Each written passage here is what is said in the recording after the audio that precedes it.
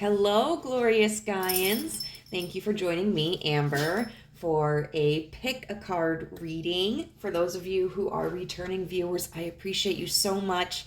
And for those who are new, I really hope that you find something to connect with in this video.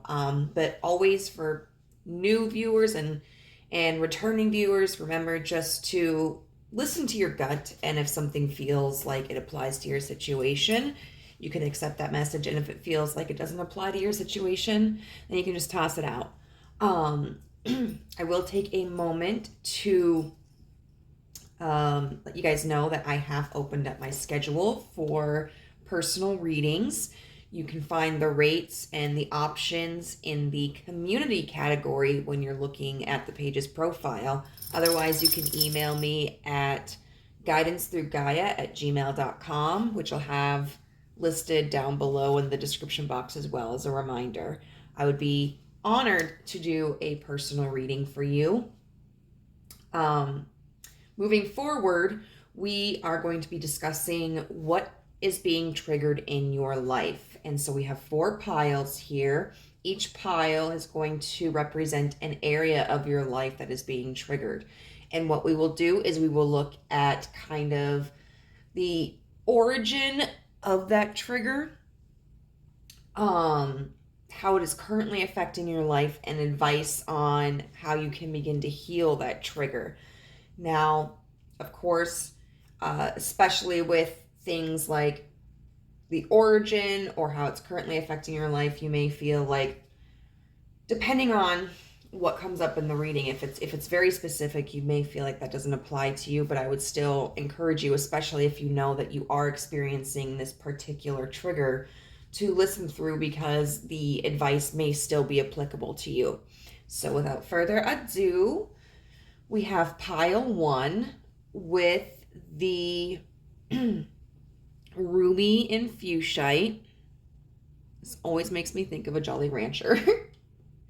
We have pile 2 with the amethyst. We have pile 3 with, I totally forgot what this is. It's black something gabbro. I totally forgot. And then group number 4 with the rose quartz. So go ahead and take time. If you feel that you are called to more than one pile, you are certainly welcome to choose multiple. And I'll see you for your reading. Bye. Hello, group 1. If you chose the ruby and fuchsite, then this will be a reading for you. After reading a little bit about this stone, ruby and fuchsite really talks about opening up our heart center, and offering like unconditional love and healing in that respect. So it's going to be very interesting to see how this applies to what is being triggered in your life. So this is going to be the card that we're going to look at first. And so here we have phobias.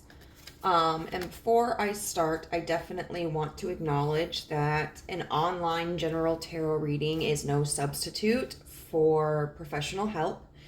And you may already be receiving that if you feel that this applies to you. And I would encourage you to continue to do that. If you aren't, and you feel that your phobia or phobias are interfering with your life or your quality of life, I definitely would urge you to seek professional assistance, because phobias are very psychological in nature, and they can be very complex, because even if our head knows something, the reaction of a phobia is so intense that it conditions us to do whatever it takes, I suppose, to alleviate that fearful reaction as quickly as possible. Doing so can often be enabling that behavior, and it just becomes a repetitive cycle. However, I do hope that maybe this can be some sort of supplementary assistance for you in your journey of healing this issue. So, just looking at this phobias card, I think of a lot of things. We have this woman here who has her hands clasped and her eyes upwards, and that appears to me as if she is praying or asking for help. Because with phobias have some semblance of reason to them. For instance, if someone has an extreme phobia to spiders or to snakes, there is an advantage to being cautious around those animals because they could potentially injure us if they're venomous. But depending upon where you live, I know here in the United States we don't have many venomous species of spiders, for example. And the ones we do have, they definitely can negatively impact us. Like the brown recluse can cause the deterioration of tissue. Black widow can cause, I think it's like inflammation. And if we get bitten enough times by enough of the same species, it could potentially be fatal, and especially if the person is a small child. But overall, to be so afraid of a creature that we panic and run can be disadvantageous. It can be an overreaction. I know someone whose mother can't even handle fake snakes. At least she couldn't a while ago because she had a very traumatic experience with a snake. And so if she sees like a plush of a snake, it causes extreme anxiety for her. Also, fear of germs. There's a logic to that because it's the fear of not being protected and of falling ill. So it's understandable to want to take preventative measures from contracting any kind of sickness or illness. But if someone is unwilling to interact with other people, or if someone is obsessively cleaning themselves or their environment, that can be disadvantageous as well because that interacts with a person's ability to focus and to function, to socialize. They may not be able to, for instance, interact with their children or their partner or their friends in a healthy way because of this, or they may not be able to accomplish basic tasks very easily because of a fear of germs. So with a phobia, there is a sense of reason. There is a sort of logic behind it. And sometimes when we're feeling like extreme fear, we may feel so overcome with it that we think that the only solution that exists to overcoming this is outside of ourselves. Certainly, I think prayer, meditation, what have you, has a benefit, but the old, biblical adage of the Lord helps those who help themselves is a reminder to me that when we are asking the universe or God or whomever, whatever, for something, we also need to try to take steps toward achieving that goal. With her being bundled up like this, it makes me think of cold and isolation, because a phobia can be very isolating. And it really can become somebody's identity, something that is very controlling of them. So what we're going to look at now is how this phobia developed in your life, and then we are going to look into how it's currently affecting you. This may come out as a very specific scenario. If it does, and that doesn't quite feel like it applies to you, but you do identify with this phobias card, I would urge you to just continue listening until we get to, or skip forward for when we get the advice, because that may be the reason why you're here, because there may be something of value in that for you. It may also come out as something really non-specific, kind of general, depending upon what energy is the most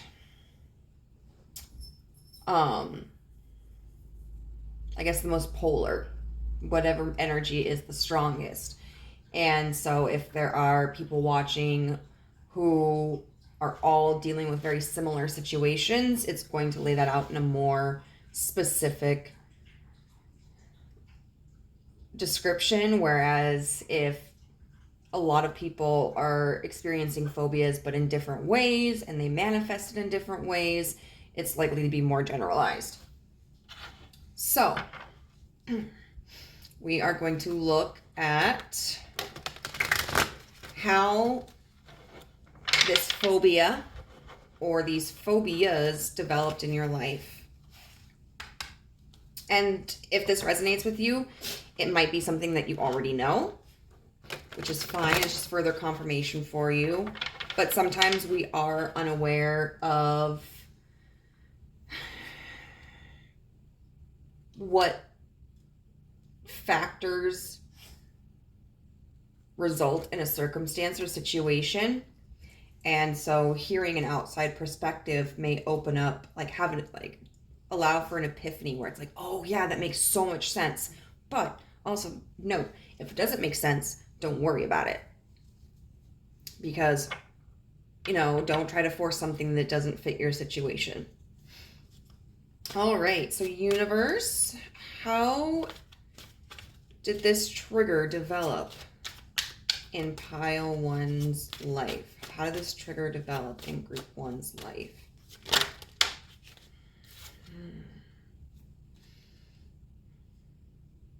Okay, so we have the Two of Cups, and I don't know if it's going to be significant at all, but we have the names Jake and Leela.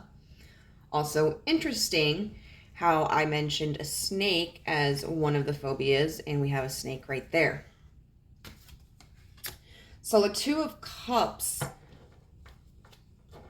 talks to me about, it explains that this phobia may have developed as a result of an emotional connection,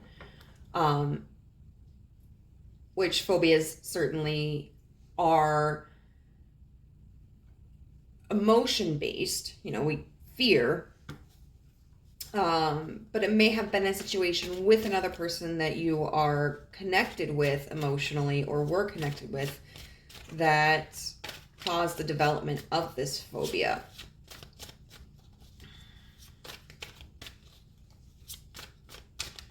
All right, universe, how did this phobia develop in group one's life? Then we have the Star in reverse. So the Star comes after the Tower, and the Tower is like a catastrophic collapse in order to build a structure that is more stable. And so the Tower can be very terrifying. I used to literally be terrified of that card whenever I saw it. But the Star tends to signify hope coming into us after experiencing that fear and that despair. To see the star in reverse tells me that this phobia developed because of a lack of hope. Then we have the Ace of Wands in reverse. The Ace of Wands upright, that's very much fire energy. It's about passion, creativity, and aces are all about starting new beginnings. So this Ace of Wands in reverse indicates to me that there was this desire for a change, you know, a progression of some sort, or overcoming of a situation, but this feeling of doubt that was even possible. So now I'm going to get some clarifiers and we'll see like what these energies are more about in depth.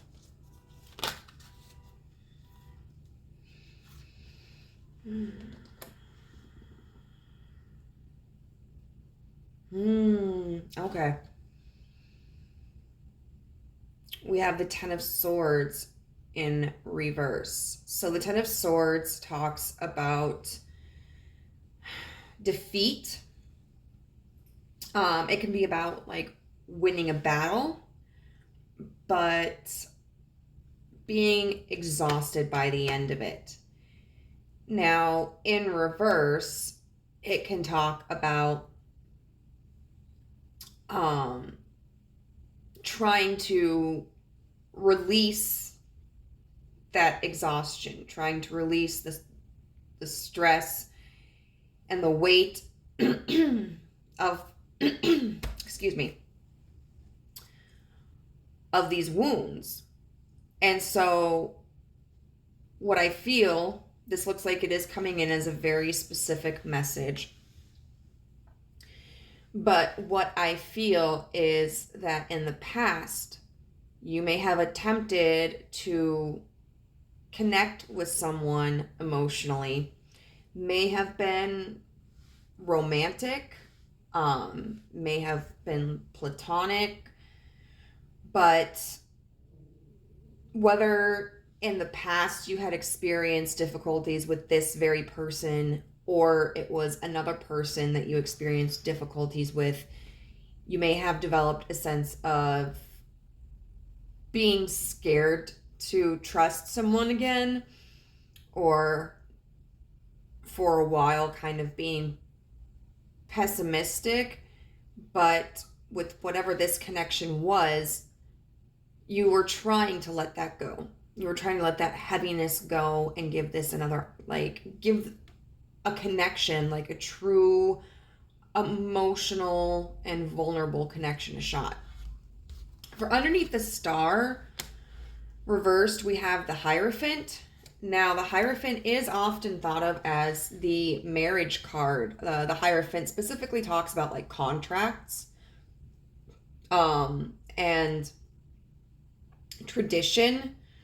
So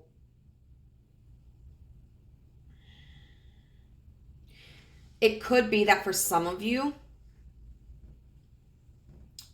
whatever happened in this situation, because it does feel like from here to here we have a big tower moment.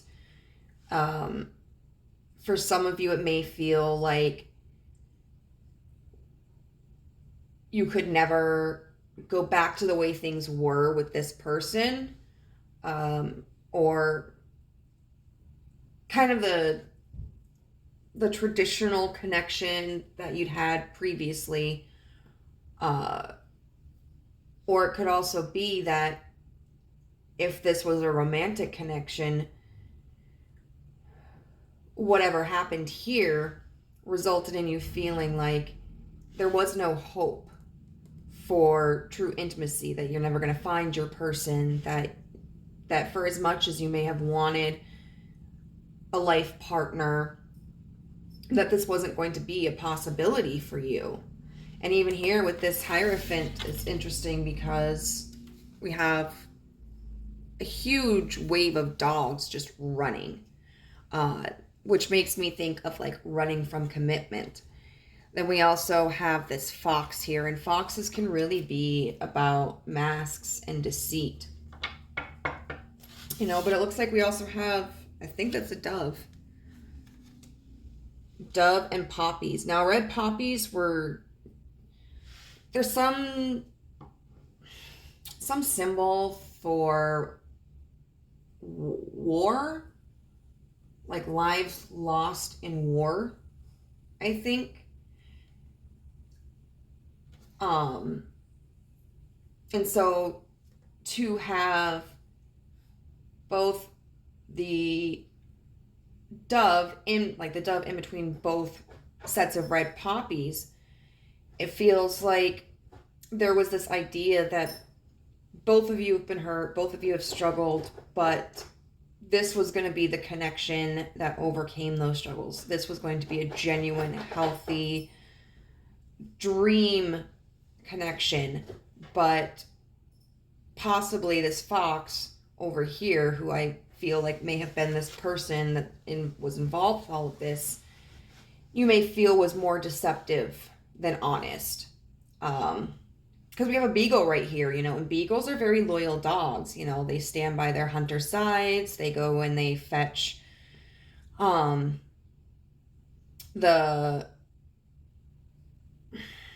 game, you know, the animals.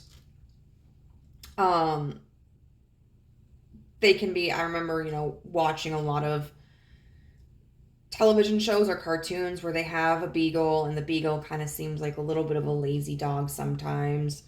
But someone who's very content to cozy up to their partner. But the fox isn't as committed an entity. It's playful, it's a trickster, and it's more independent than what I would say the beagle is. And so I feel that wherever this connection went wrong, it really altered your perspective of what was possible for you. And we've got this Ace of Wands in reverse. So we'll see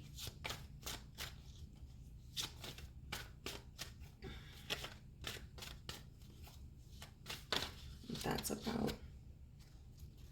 The Sun.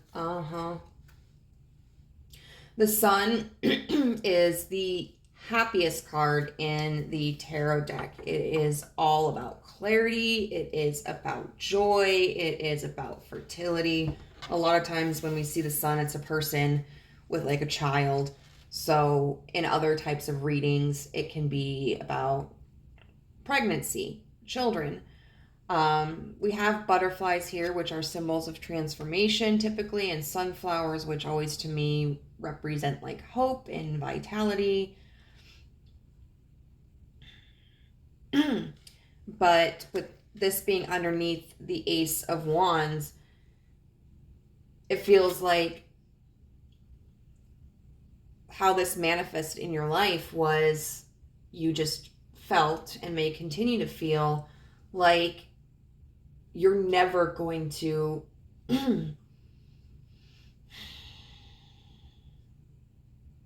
be able to create this.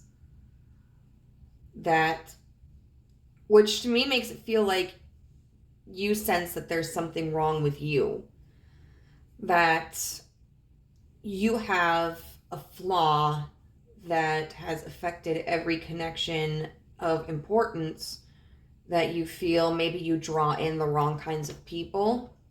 So you can't trust the people who want to be a part of your life. Or it could be that you feel that you kind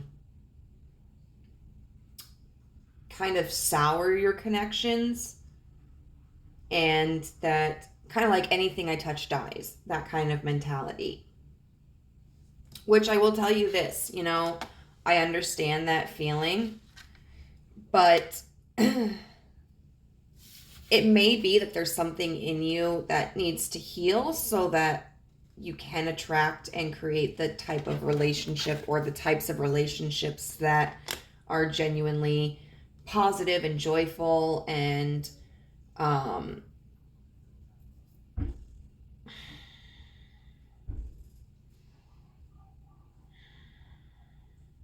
cooperative. For myself, for instance, I have had a tendency to draw in really emotionally unavailable men. And I think I become attracted to that because of I'm just going to say, my terrible relationship with my father, who's now passed. And then feeling like I have to earn someone's love. And if I do, that means that I'm worthy. So it may not be that I'm necessarily drawing in emotionally unavailable men, but I may fixate on them, you know? And that's a wound that I'm trying to work on healing. So we're going to see like why this is being triggered, like how it's manifesting in your life.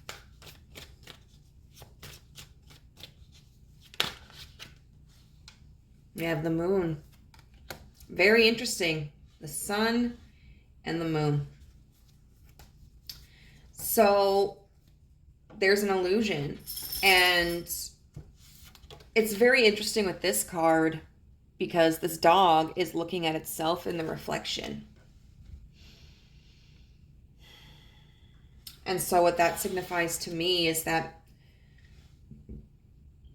what is triggering this phobia of yours, maybe yourself, kind of trying to understand the truth of, is it really because of me?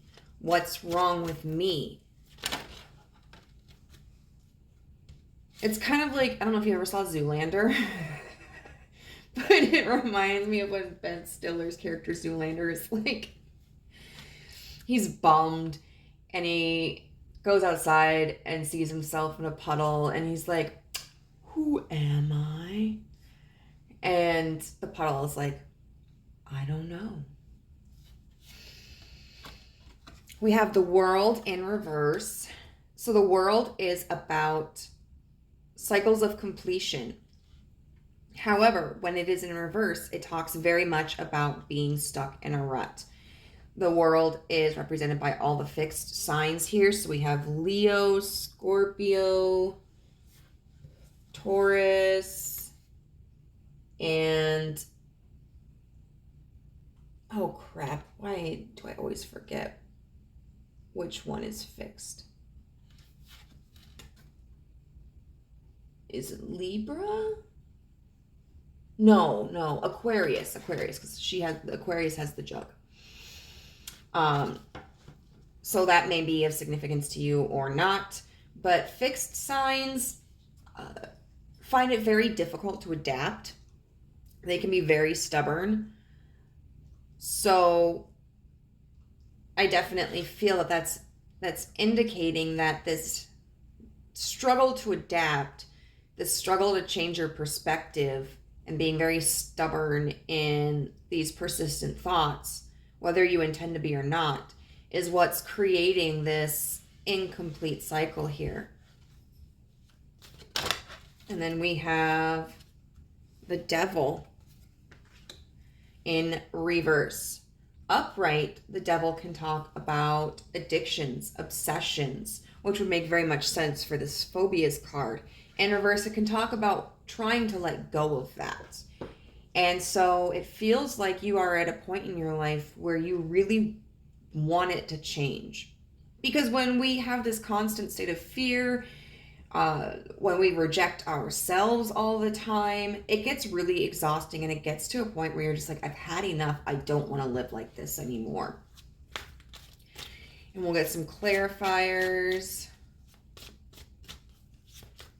You know, and you may be tired, feeling like you're really lonely for some kind of connection, whether it's romantic or otherwise.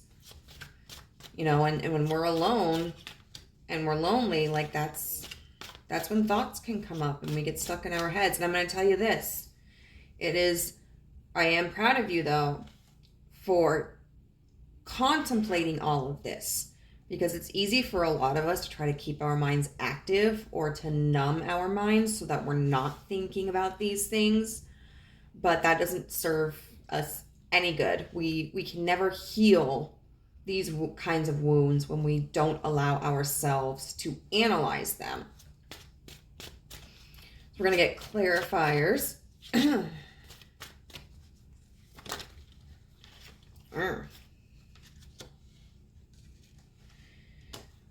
So we have the Three of Cups in reverse. So the Three of Cups typically is about celebration, and oftentimes it involves other people. So in reverse, this might be talking about, as you're contemplating, it might be why does it seem like nobody wants to stick around, or nobody, what pushes people away? How come people don't seem attracted to me, whether that's like physically or not? But some people seem to be able to attract a large number of people who just want to be around them, and then some people seem to not have that approachability or that quality that attracts people. This could also kind of be where maybe you're beginning to analyze how your lack of involvement in trying to develop a connection.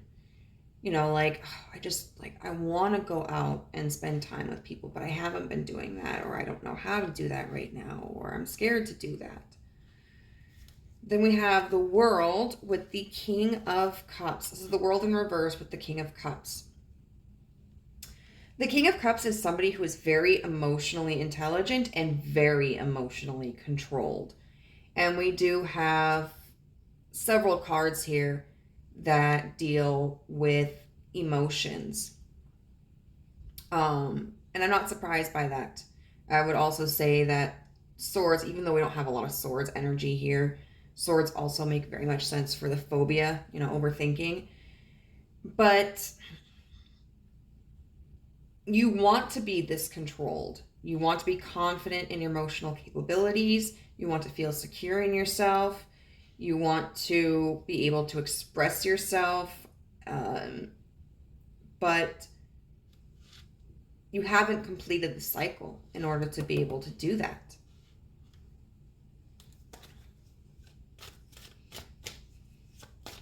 And then what's triggering? What's under the Devil?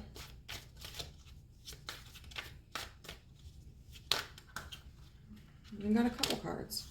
Okay, so we have...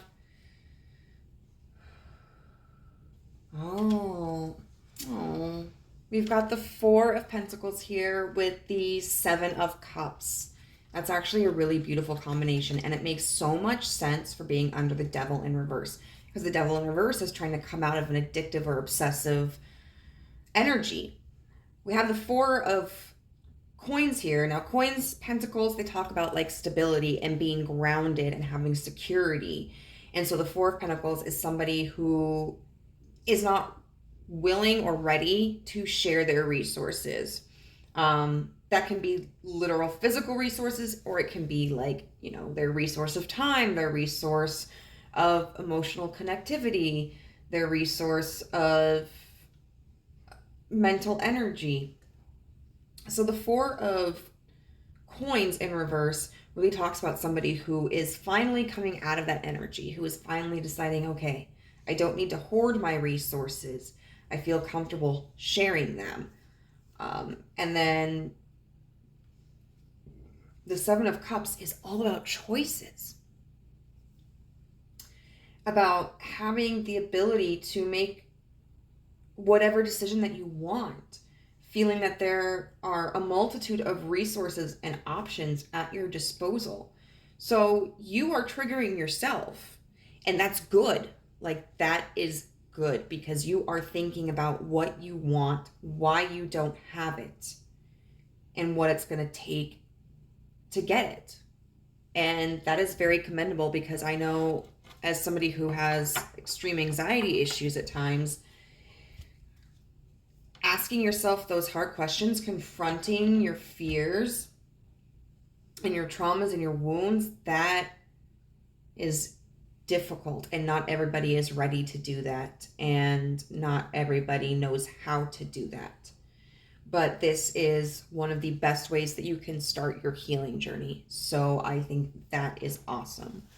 What we're going to look at now is advice from the universe on how you can continue this healing journey. So we have number 27, Pluto with rebirth. We have Sunstone, take pleasure in the things you do. We have Queen Esther, the morning star. My ego is in service of my soul, and I trust my soul's divine timing. And then we also, I apologize, I'm going to butcher this name, Vajrayogini, the essence of all Buddhas. I have the power to make each moment sacred. Everything is material for my liberation. This is really intense, and all of this demonstrates that your healing is within your control. Because, you know, it's hard to believe that when you're struggling with a phobia, because the threat seems to be external.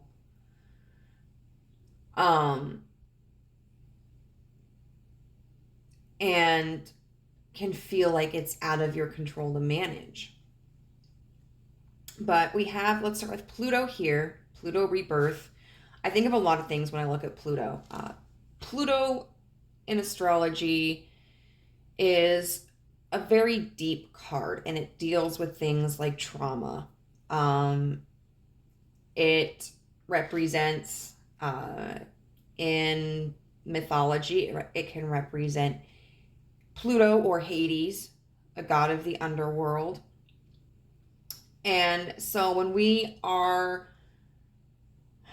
taking on, what would you say? Is it like Plutonic? The energy of Pluto, we are really delving deep into the depths of our shadow selves. This card talks about Pluto energy having two alternatives. Someone who uses their power, as represented by a character that went to hell or went to the underworld to retrieve somebody and bring them back, or to abuse the power, represented by Pluto or Hades or other similar entities who held souls captive in the underworld. When I think of Pluto, I do think of death because of that reason, and I do think also of death as being a part of a natural cycle. It can be painful, it can be sad, but it is a natural part of the cycle. Everything that is born must eventually die. Here we have rebirth. So the death of something is going to lead into the birth of something new. So if we look at a phobia and we're scared to try to take action in changing that because we don't know what's going to happen, you know, kind of maintaining that phobia is a little bit of a safety net because you know what to expect. You know how to calm that phobia, the fear from that phobia down. You know how to manage it. You know how to respond to it. That's like the safety net. But it keeps you stuck in this cycle. But the reality is, it's best to pursue action in overcoming this, even though you don't quite know what's on the other end, even though you don't know how difficult it will or will not be. It's still, as long as you commit to this path, going to offer you a new opportunity in life in some way. I also think of Pluto as being an outcast because, hello, it's not a planet anymore. And so the action you may need to take might be something considered like out of the box, something that is an abstract approach. It also could be just feeling really alienated because of this. And Pluto takes, I think it was saying like 238 years or whatnot to navigate through the whole zodiac, because it is so far out. And I think that's a reminder that this is going to take time. We definitely can't expect this to be an overnight process. It is going to take time and persistence in taking action towards overcoming whatever this phobia is. And there are going to be days that are harder than others. And there are going to be times where you may fall back on old patterns, and be kind to yourself for that. This is going to be a process. It really calls for you to dig down deep into the gory stuff. Don't be afraid of going as far back as you can go, and allowing yourself to process the scariest and dirtiest and grittiest parts of this phobia and its origins and its impacts upon you. And then we have the Sunstone over here, which says, take pleasure in the things you do. And this card is really talking about staying present in the moment. When we have fear, a lot of times, fear stems from, what was it? There was a quote that I read recently that I thought was really interesting. It was, anxiety is an emotion attached to things that happened in the past, and fear is an emotion attached to things that may happen in the future. So the universe is really calling for you to pull yourself out of that mentally projective habit. And when you notice yourself starting to feel that anxiety, or starting to experience this phobia, or even if you start to kind of daydream, finding a way to kind of pull yourself back and tether yourself to the current reality, and to enjoy what you're experiencing at this moment. This Sunstone card really makes me think of the sun. And so to me, this is clarification that, like, you can achieve this sun energy. If, for instance, I would apply this energy of being present to, like, every aspect of your life if you can. But specifically, like, if this is a connection-based phobia, and you meet someone and you really click with them and you think they're cool, but you start having anxiety and you realize that you're worried, like, are they gonna like me, or are they being two-faced? What are their intentions? What if they leave me? Should I get close to them? Just pulling yourself back into the current moment. You guys are having coffee and you're talking about something fun, and they cracked a joke and you're laughing, and just appreciate that. Because when we start to worry about how people will treat us and what our role in their lives is going to be, we can unintentionally project our insecurities onto them and effectively sabotage the connection before it really even begins. So try to keep your mind frame in the current present. We also have Queen Esther, the Morning Star. Now, thinking of Pluto, this card came out before Pluto, but I think it's funny because when I see the word the Morning Star, I think of Morning Star, Lucifer Morning Star. And that he can be a scary figure for a lot of people. I know growing up as a Christian, I still feel kind of resistant to Luciferian energy. But if you look at it from just a story perspective, Lucifer could have chosen to obey God for the fact that God was the authority figure.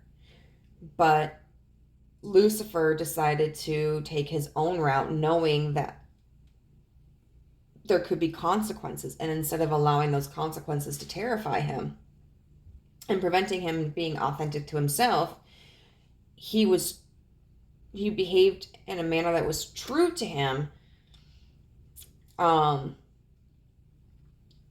yes, I mean, ultimately received punishment for it, but depending on how you look at the character, you know, you can consider him like a martyr, or you can just be like, hey, he enjoys his job. But I mean, Esther is a very different character. So Esther says, my ego is in service of my soul, and I trust my soul's divine timing. So this is really calling for your heart and your mind to find common ground. It's very clear to me that you want to develop a connection or multiple connections, that you have this yearning for it, but your mind is stopping you from allowing that to happen. So with Esther, what she did was she wooed a king who was bent on committing genocide against the Hebrews. And then when they got married, she was like, surprise, I'm a Hebrew and you want to kill my people. And so she was able to end the massacre. So she could have reacted out of a place of hate and gone towards the king and his people in a very violent or spiteful manner. But she took love and she used it to her advantage.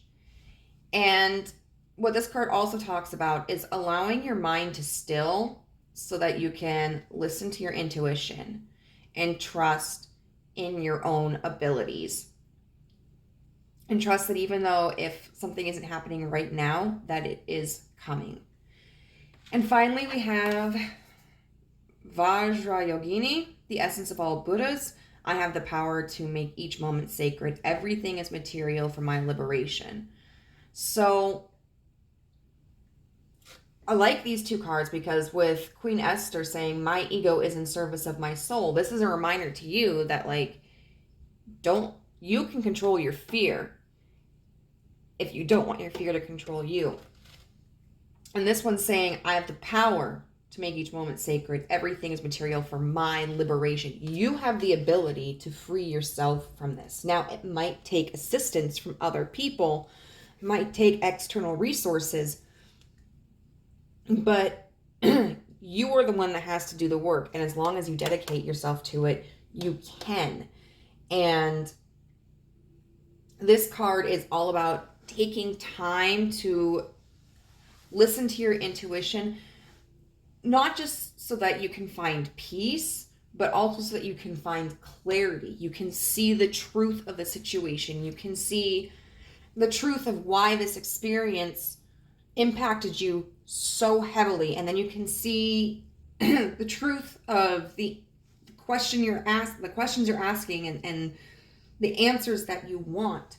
And you can see that you truly are worthy of connections. There are good, genuine people out there and that you are valuable. So ultimately, pile one, I know that this can be a scary road to take. It's always difficult to be vulnerable, especially if you feel that you've had really painful and traumatic connections in the past. But with what you're doing right now, you have an amazing start on this healing journey. And just remember, like, dig deep into the nitty-gritty, take control over it,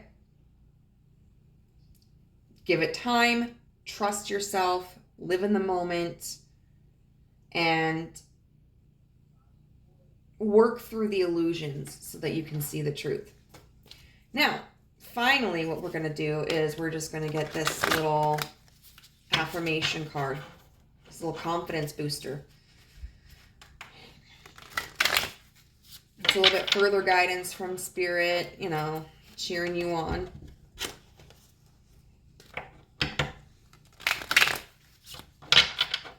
Okay, so what affirmation do we have for group 1 today?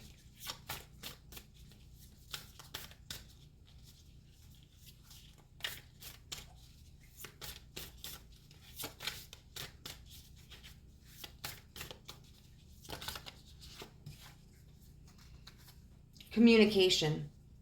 Wonder how that other person's feeling? Ask them. Wish they knew how you were feeling? Tell them. You've just been drafted into the communication army where there is a strict do ask, do tell policy. Speak with kindness and gentleness and reach an understanding. If you don't, assumption will just make asses of everyone, including the person who came up with that aphorism. That's a word I'm not familiar with. But yes, anxiety is really a one-way internal dialogue. And it doesn't involve when we're behaving out of feeling of anxiety or fear, it does not involve communicating with other people. It's us making assumptions, us having a conversation with ourselves. So this is, I think, very important for you in learning to develop the confidence in yourself, develop confidence in other people, and develop confidence in relationships. Keep communication open. If you feel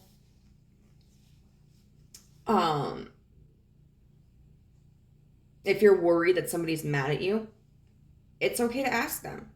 Now, if you're continuously asking somebody like, hey, are you mad at me? Are you mad at me? Are you mad at me? Are you mad at me? That can create a disconnect in the connection. And what that really is demonstrating is that maybe you should look at why you think someone might be mad at you. Like, what do you think you're doing wrong? What do you think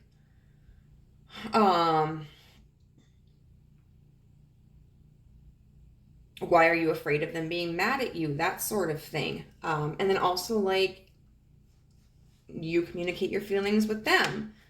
Like, hey, I'm feeling anxious right now. For me, I have social anxiety, so what I have found to be beneficial is because, like, if I don't say anything and I'm not talking to people and I'm not engaging in conversations, people might think that I'm stuck up or a bitch or whatever. So what I have found, because it's happened, what I have found to be beneficial is when I meet new people, especially if it's like a large group, I might be like, hey, just so you know, I have social anxiety. So if I'm not speaking a lot, I'm not interacting a lot, it's just because I'm nervous. And people understand that. They're like, oh, okay. And I'll have a lot of people even go, you know what? I do too. I have social anxiety too. So opening up channels of communication can really make a positive impact on your relationships. And it's also important when we're communicating with people to truly listen to them. If you're someone who is always feeling like someone's mad at you, and maybe you're with your friend and you're like, hey, are you mad at me? And they're like, no, dude. You might just express like, oh, okay. It just seems like you're not really talking a lot. And so I thought maybe I said something or did something that had upset you. And they might in turn go like, no. It has nothing to do with you. I've had a really long day at work and I'm kind of stressed out about that. And so I'm a little distracted.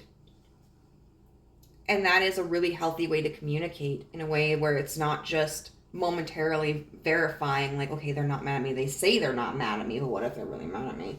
But it gives them a chance to you to communicate why you thought that way, and they can express what the underlying issue actually is. So group 1, I really hope this was beneficial to you in some way.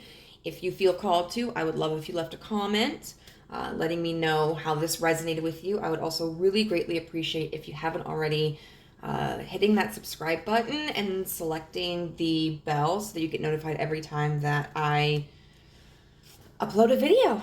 And I hope everything goes well. You are doing fantastic. And I will see you later. Hello, group number 2. So if you chose the amethyst here, then this is going to be a reading for you. So the amethyst talks about spirituality, and it talks about wisdom and intuition.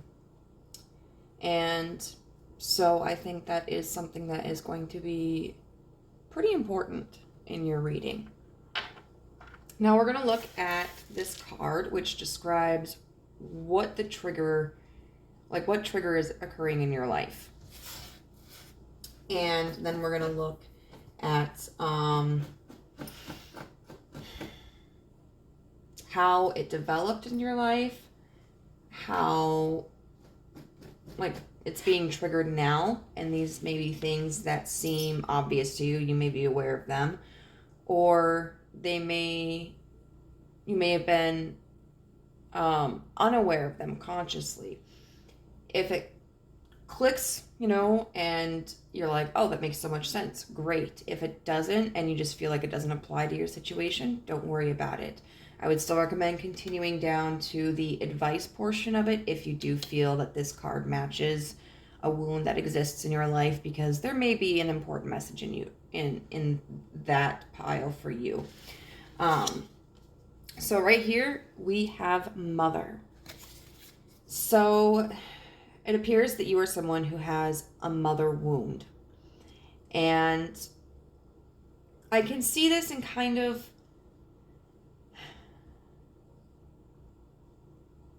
well, I see it mostly as, two ways.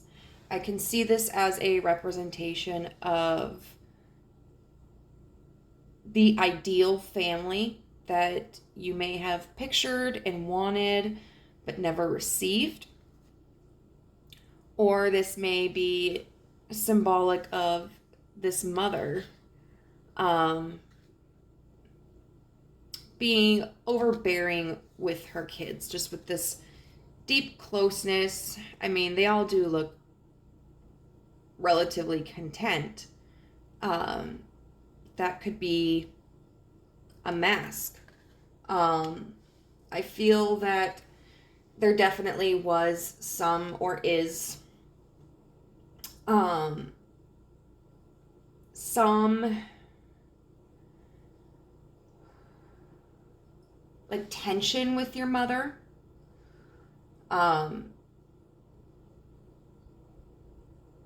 she may have been somebody who maybe she was physically or emotionally abusive, or maybe she was extremely absent from your life, and you just kind of fantasized about what it would be like to have her around, if things were better, if things were different. This could also be depicting a woman who is overbearing on her family, which can still be very abusive, even if there's no physical abuse. But someone who feels like she has to hover over her children. She has to know everything that's going on. She decides, maybe what they wear, who their friends are, what activities they can participate in. And with this storybook here, it makes me think of a story being told, to kind of cover whatever unfavorable qualities existed in this relationship with your mother. And it could be a story that you were telling yourself, a story that maybe she was telling people, or a story like you were telling people.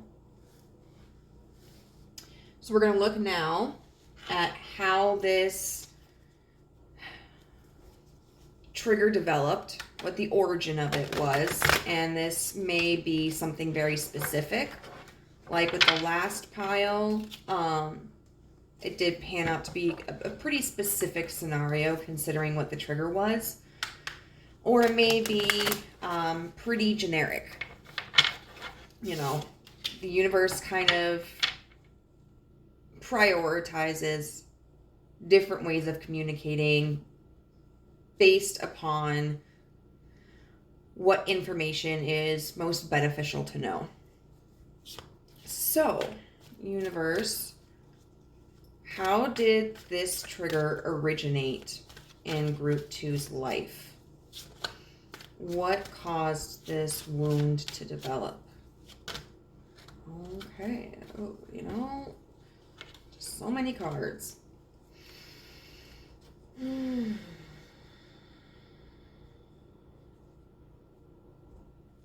Okay. So we have the Six of Cups, which is nostalgic. Can often relate to the past and connections we had with people, especially when we were younger. And it's often a very fond memory, a very fond way of feeling. You can see here that in these chalices, there are these like flowers blooming.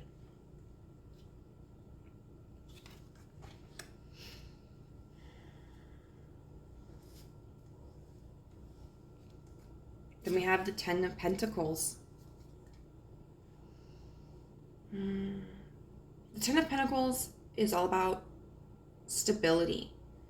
We may look at it from a purely materialistic and financial position where it's, you know, stable in money, stable in assets. But it can also just talk about very grounded energy, you know, feeling safe, feeling like you have all of your needs met, feeling that the situation is dependable and reliable. And so with these two cards here, it feels like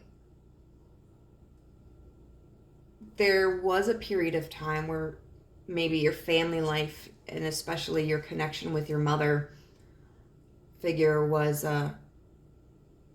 good, where it seemed great, where it seemed like everybody was playing their roles appropriately.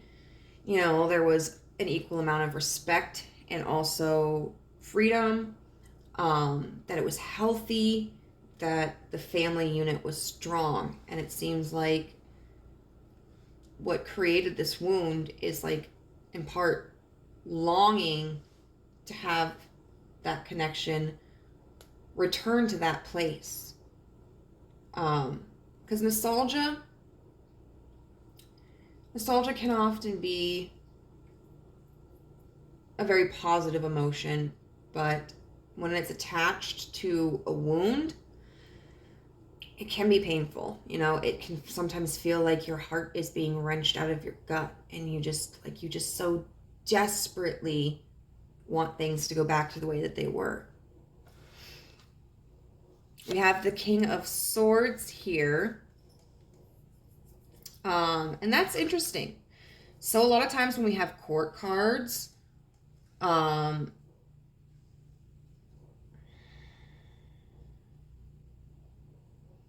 they can represent people. Now, we are using a dog tarot, and I did that because I felt that it was appropriate for the nature of the reading. You know, dogs to me are very comforting creatures, and so I felt like that was a good way to kind of balance out the anxious, fearful energy of the reading. But the King of Swords, I feel, may actually represent a father figure in your life or a very masculine figure in your life. We have this sword that's very close to this heart, you know, and if anything happens, you know, if the King of Swords accidentally like moves the sword the wrong way, it could pierce the heart. If the heart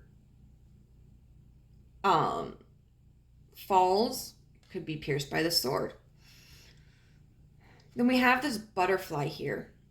And of course, butterflies are all about transformations.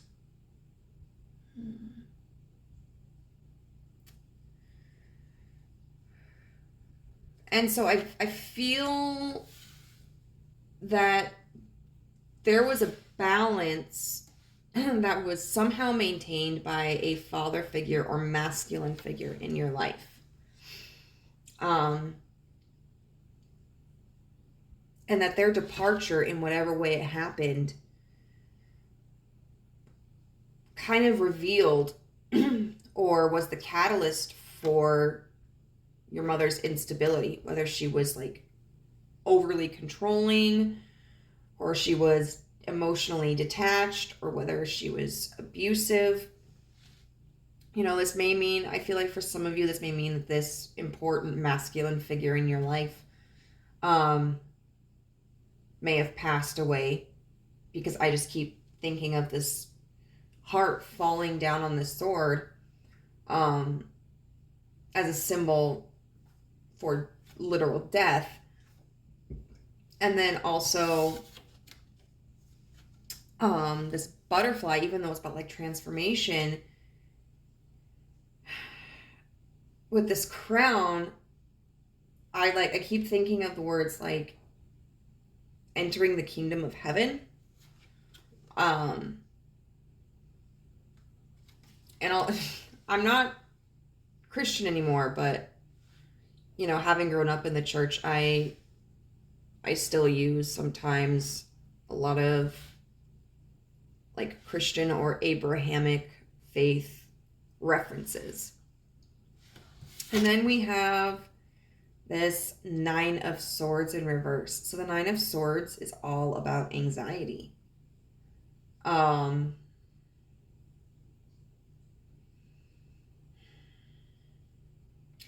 But in reverse, it can talk about letting go of anxiety, trying to at the very least. I'm going to get some clarifiers for these, but it might have been that this father figure or this masculine figure in your life was the person who was able to, say, for instance, thwart your insecurities.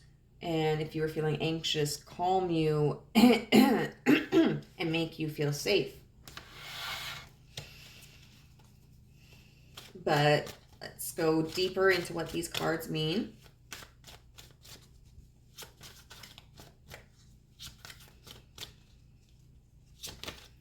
Universe, can you clarify these cards as to how this trauma developed? The Knight of Pentacles. And we've got these red poppies here, which are, I think, for fallen soldiers and honoring them. This apple. Apple makes me think of fertility.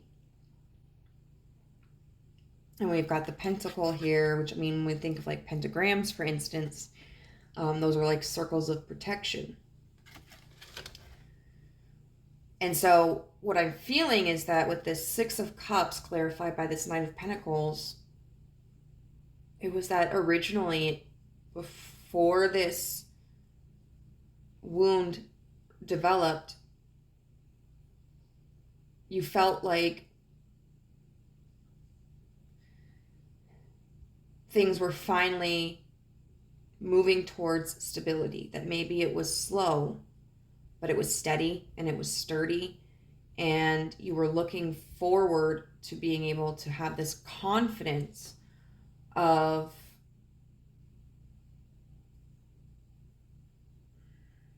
abundance, of stability,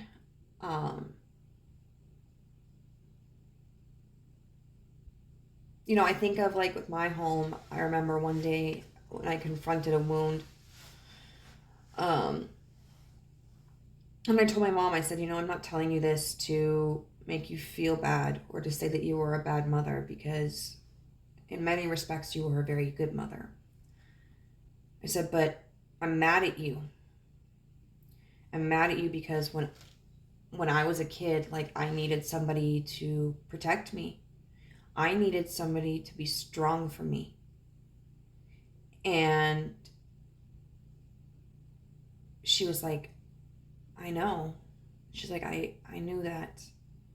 And I know that, you know, because I was like, I wanted my brother to be able to be a brother. And she's like, I know, and he wasn't able to. He had too much going on. And she's like, I recognize that in you. You had to be strong for yourself.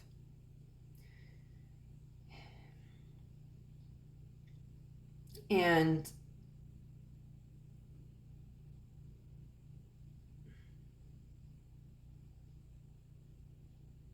so I feel like there was this moment of confidence, of longing, where you could move towards knowing that you didn't have to be strong.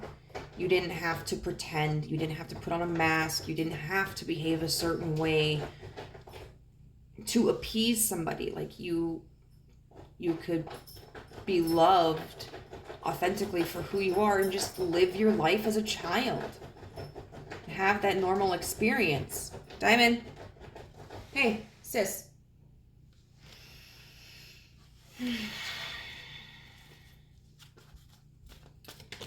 And I don't know how young you were at this time. You might have been preteen, you might have been a teenager, or you might have been like a really early adolescent child.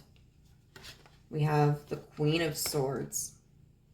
Very interesting, yep. So with this Queen of Swords and this King of Swords, I really feel that these were probably your parents or parental figures. Definitely your mother or a mother figure.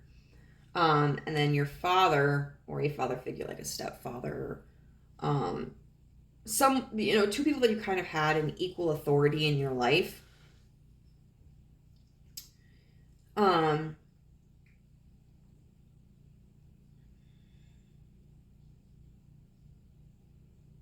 So it looks like this hope was more so for your mother.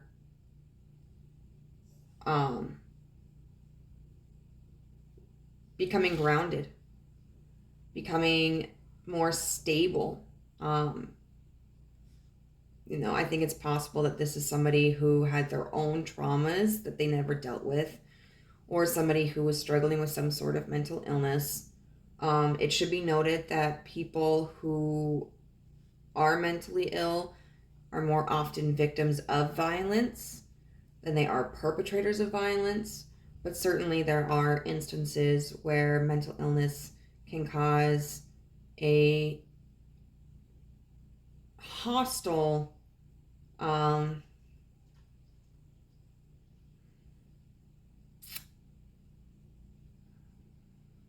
manifestation, I suppose, or a hostile environment.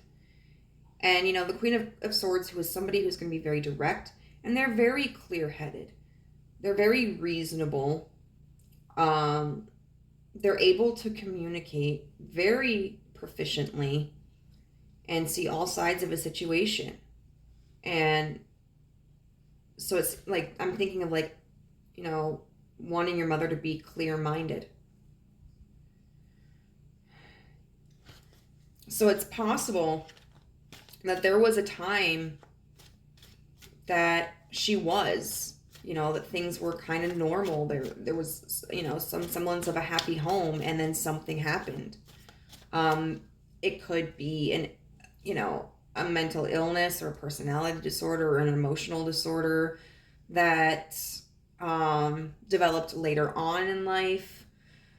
Or maybe there was an accident that caused, sometimes things like a spinal injury or a head injury can cause drastic changes in our temperament, in our personality and behaviors. Or it could be that she went through some trauma kind of later on in her life, and you were able to kind of see this shift. And so you're really at this point reminiscing about a time like when things were better and wanting it to go back, or it's seeming like at the very least it was going to go back.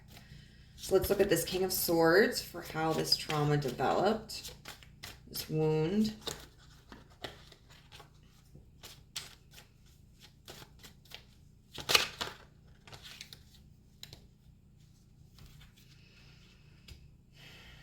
The Eight of Wands.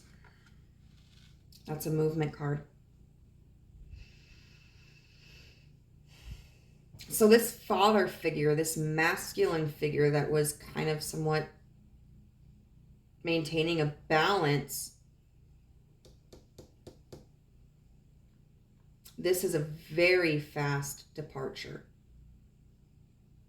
Like, almost like you blink and it happens. One thing, everything, 1 minute, it seems like, they're handling the situation well, and the next minute they've packed their stuff and they've left. Or they have,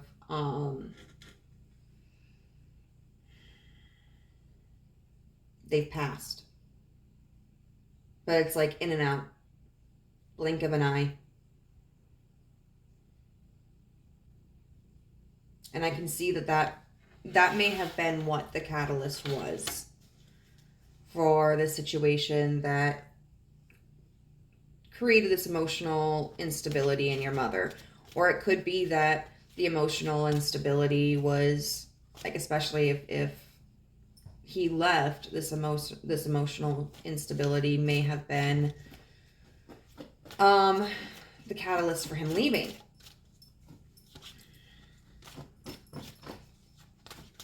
But I think the two are definitely connected. And finally, we have this Nine of Swords in reverse. This Ten of Swords. The Ten of Swords in reverse can definitely be about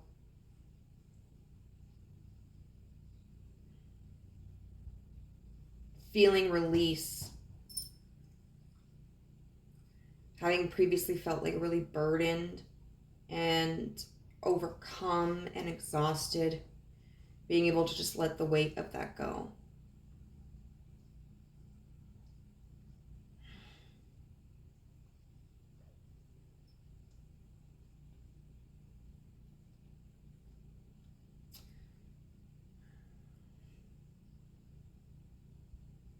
It can also mean, so it could be like trying to let go of this anxiety and trying to believe that you can shed this stress, maybe like in a sense of self-denial, like things will just get better. They'll just magically get better, or it's not that bad. Or it could also be trying to let this anxiety go of this fear that it's all going to overcome you. That it's too much, that you can't handle it. Oh, I'm really sorry, pile 2. It's a very, especially when it starts, when there's a trauma that starts like as a child, there's this like,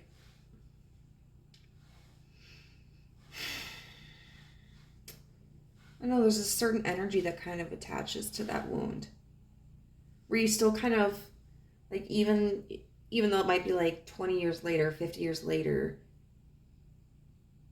if that wound isn't healed, you kind of still feel it and look at it through the lens of that child version of yourself.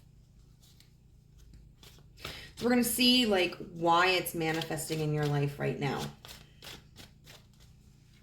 Like, what circumstances are causing this to manifest in your life? Wow.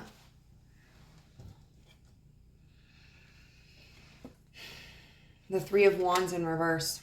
Not being able to move on. Not being able to expand. Not being able to begin the process of building something solid. A three-legged table is much less stable than a four-legged table. So what is causing this wound to be triggered? The Knight of Cups in reverse. Now, the Knight of Cups in reverse, Knights are about movement, about travel, taking action. In reverse, it could potentially be that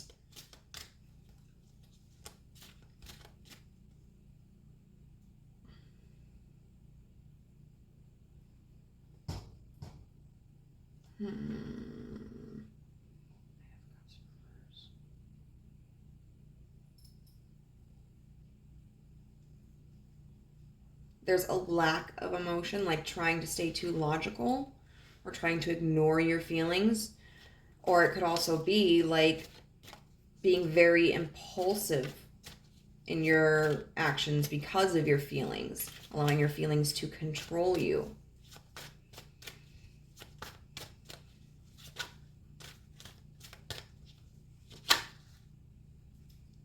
We've got the Nine of Pentacles. Very interesting. And that's about like independence. The Nine of Pentacles is all about feeling safe and secure on, you know, and being proud of the accomplishments that you have made as it pertains to the work that you have done.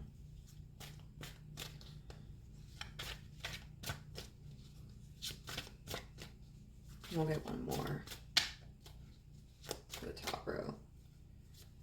Just because I like symmetry. I said one more. And now you're trying to give me 3.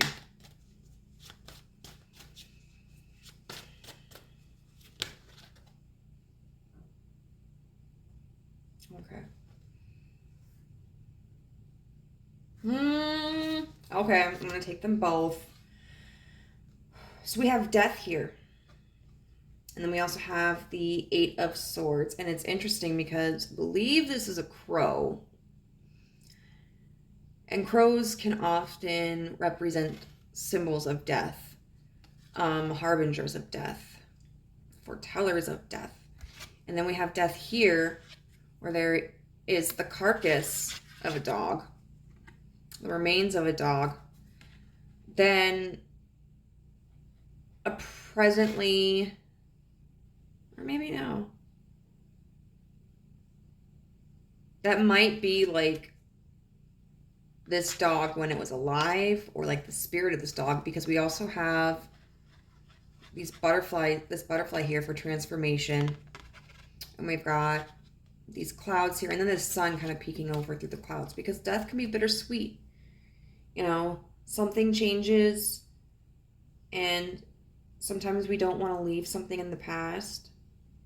And sometimes it's scary because we don't know what's coming into the future. But, and then we've got the 8 of Swords here, which is about a mental trap in your mind. Creating this prison for yourself internally, and being like overthinking, being stuck in your head. So I feel like this is kind of a resistance to change.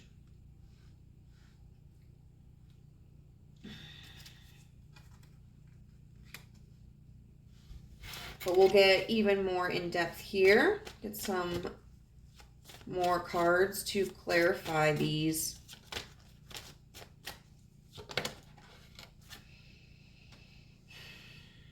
The Ace of Swords in reverse. Now the Ace of Swords typically talks about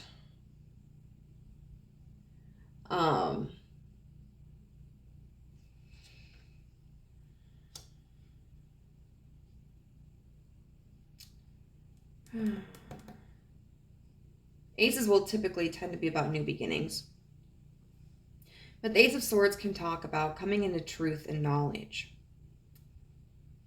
And what this strikes me as is in conjunction with 3 of Wands in reverse. What's being triggered is this frustration, or this block, because you're like, I don't know how to expand. I don't know how to create something.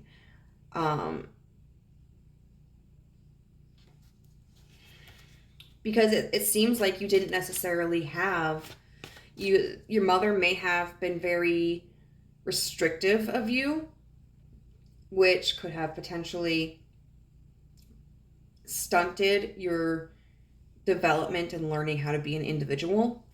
It could also be that like you just didn't have a model for what expansion looked like in a healthy way. Got the Knight of Cups. Interesting. Oh, yeah, with the Six of Swords in reverse. The Six of Swords talks about moving into calmer waters, leaving behind a difficult situation and moving towards a situation that has a brighter future. But in reverse, there is no movement.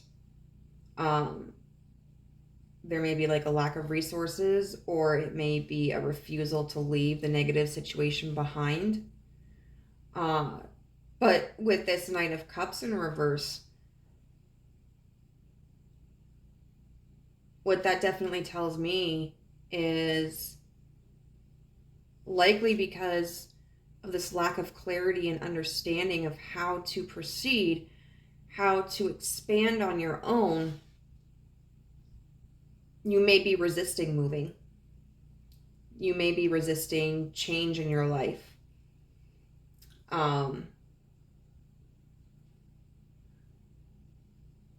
It's like, to me, I don't know, kind of looking at a river and just standing there staring at it because you don't know how to cross it. And you're not necessarily thinking about what you can do to cross it. You're not problem solving. All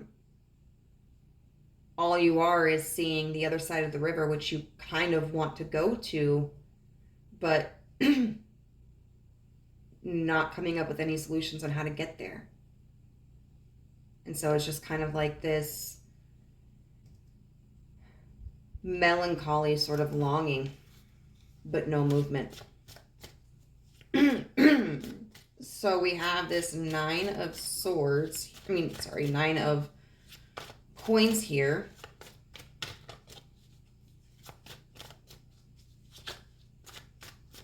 Which, as we mentioned, talks about independence. We have the King of Pentacles in reverse.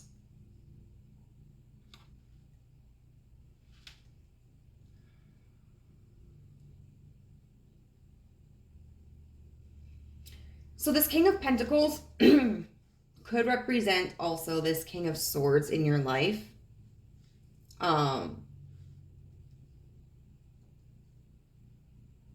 You may have potentially felt like not only was this person like mentally sound and intelligent and communicative and clear-headed, but they were also very stable and very responsible and grounded. And so this Nine of Pentacles could be this idea of like, in conjunction with these other cards, I don't know how to expand. I don't know how to get to this side of the river. You know, I want this financial independence. I want this financial freedom.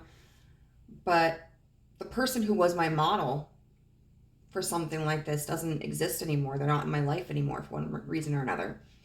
This King of Pentacles could also be, in reverse, could be representative of you. Whether you consider yourself masculine or feminine. The King of any suit is going to be top tier in that suit. So, the Queen of Pentacles is a wonderful energy. It's like pre-Empress energy. You know, she knows what she can spend. She knows what she can take in. She feels comfortable. She's not insecure about her finances or her material possessions. She can be very giving, very nurturing. The King of Pentacles may not be so nurturing. You know, he's not necessarily fiscal, but he might be the kind of person who makes someone work for something. He's very disciplined, very abundant. And so you may feel that you want to achieve this financial independence, or a certain level of independence if it's not financial. It may just be like some sort of practical independence, but you don't see yourself as being capable of that. So I'm going to stop this just for a second because I feel that this is important and it may not resonate for everybody. But what I'm feeling with this reading so far with these triggers is that you may still be very strongly connected to this mother. And it may be that you were still very physically connected. Maybe you visit each other all the time. Maybe you still live together. Maybe you work for her or with her. Or it could be that even if she's no longer in your life for one reason or another, that the trauma of what your childhood was like with her still has that magnetic hold on you, almost as if she's still here. You know, it's like this idea of like, I can't escape her. Let me tell you that people who are abusive will try to make you oftentimes dependent on them. They will tear down your self-esteem, and they will pretend to build you back up.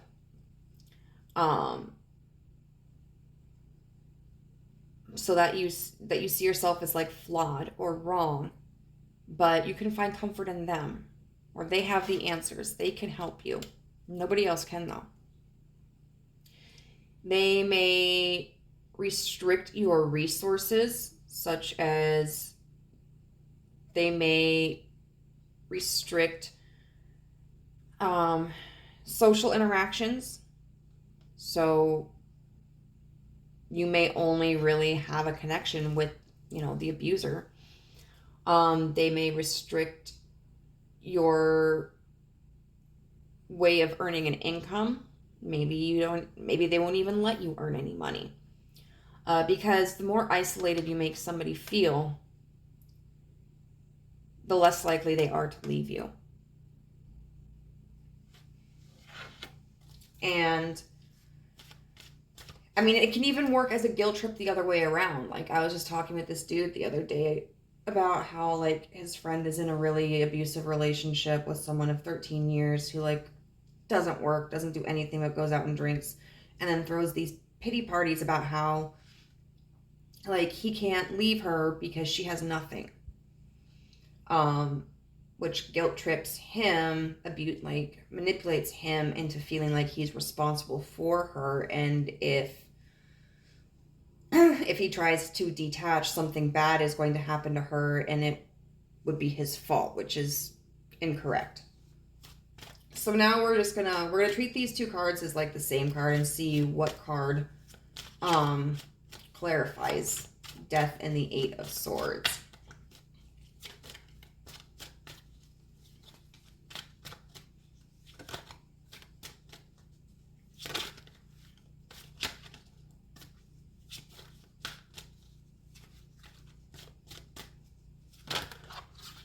I said one card. Okay. The Five of Coins, yeah. This fear of change because it makes you feel like you might be shut out. And so I very strongly feel that for a lot of you, you still have some type of literal physical connection with your mother. And this feeling of like, if I try to live my life differently, like, she's going to reject me. But it may also be that if she's not alive, this feeling of, if I try to live differently from how she raised me, I'm going to be rejected by others. Let's say, for instance, like, she never wanted me to take,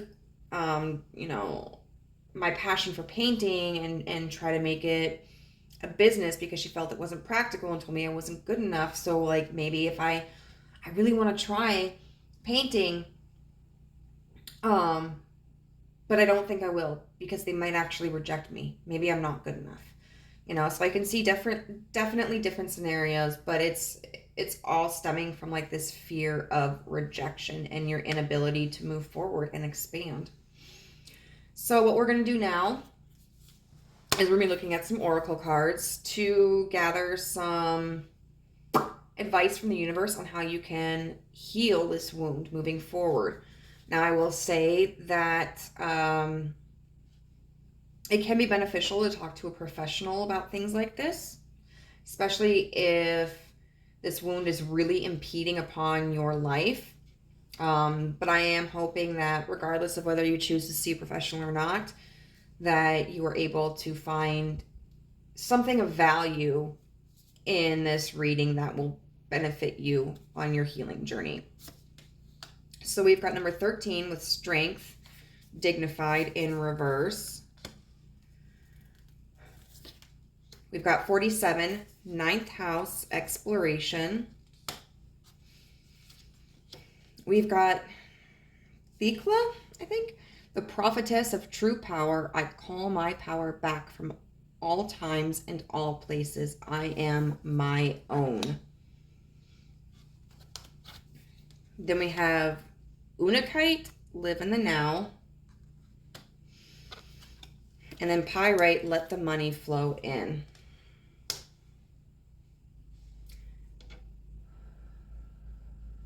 I am going to take I already read this, but I'm feeling a little tired now, so I am having trouble with retention. Okay.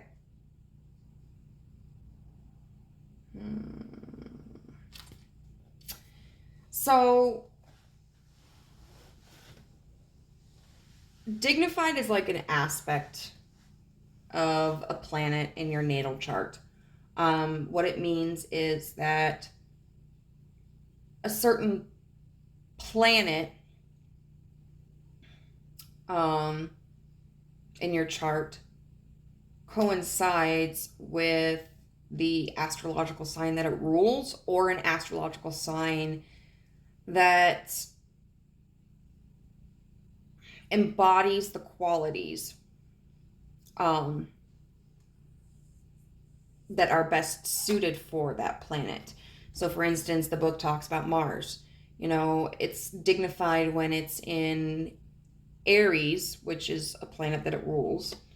And there was another one too, I can't remember what. Or when it's in Capricorn, which is not a planet that it sign that it rules, but shares very cooperative behaviors, because Mars is all about taking action, and Capricorns are very much diligent, very strong planners, very hard workers. Now, when you're not in a dignified position, there's a contrast there.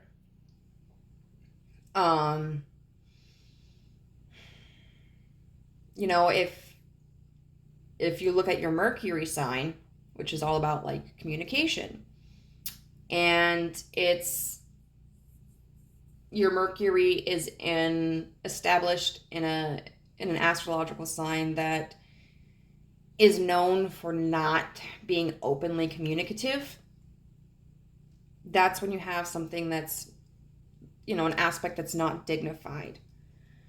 And so I think what the universe is telling you is that, like, you are not in a position where you are living true to yourself. You will be the best version of who you can be when you are being your authentic self. This also talks about, like, people who can be overly controlling, and specifically as a message, this is in the reverse considered a challenge. And so this advice is for you to not become overly controlling, not to become overbearing. Don't try to dictate how other people live their lives, and don't be so strict on yourself. You know, give yourself the freedom to explore and be fallible and be human and make mistakes and do weird things, crazy things. Because sometimes when we've had such a prominent figure like a mother, embodies such toxic behaviors, sometimes we find that is a great motivator for us to not develop those same similarities and traits, but sometimes we accidentally adopt them. You know, we become what we hate, if you will. So I think the universe is also reminding you, like, be very conscientious of how your relationship with your mother influences the way you treat others and the way in which you treat yourself.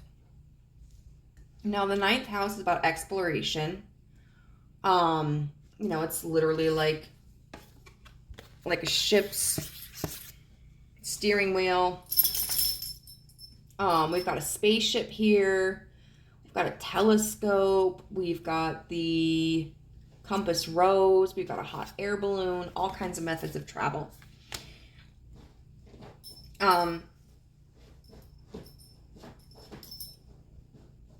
You're experiencing this blockage of expanding.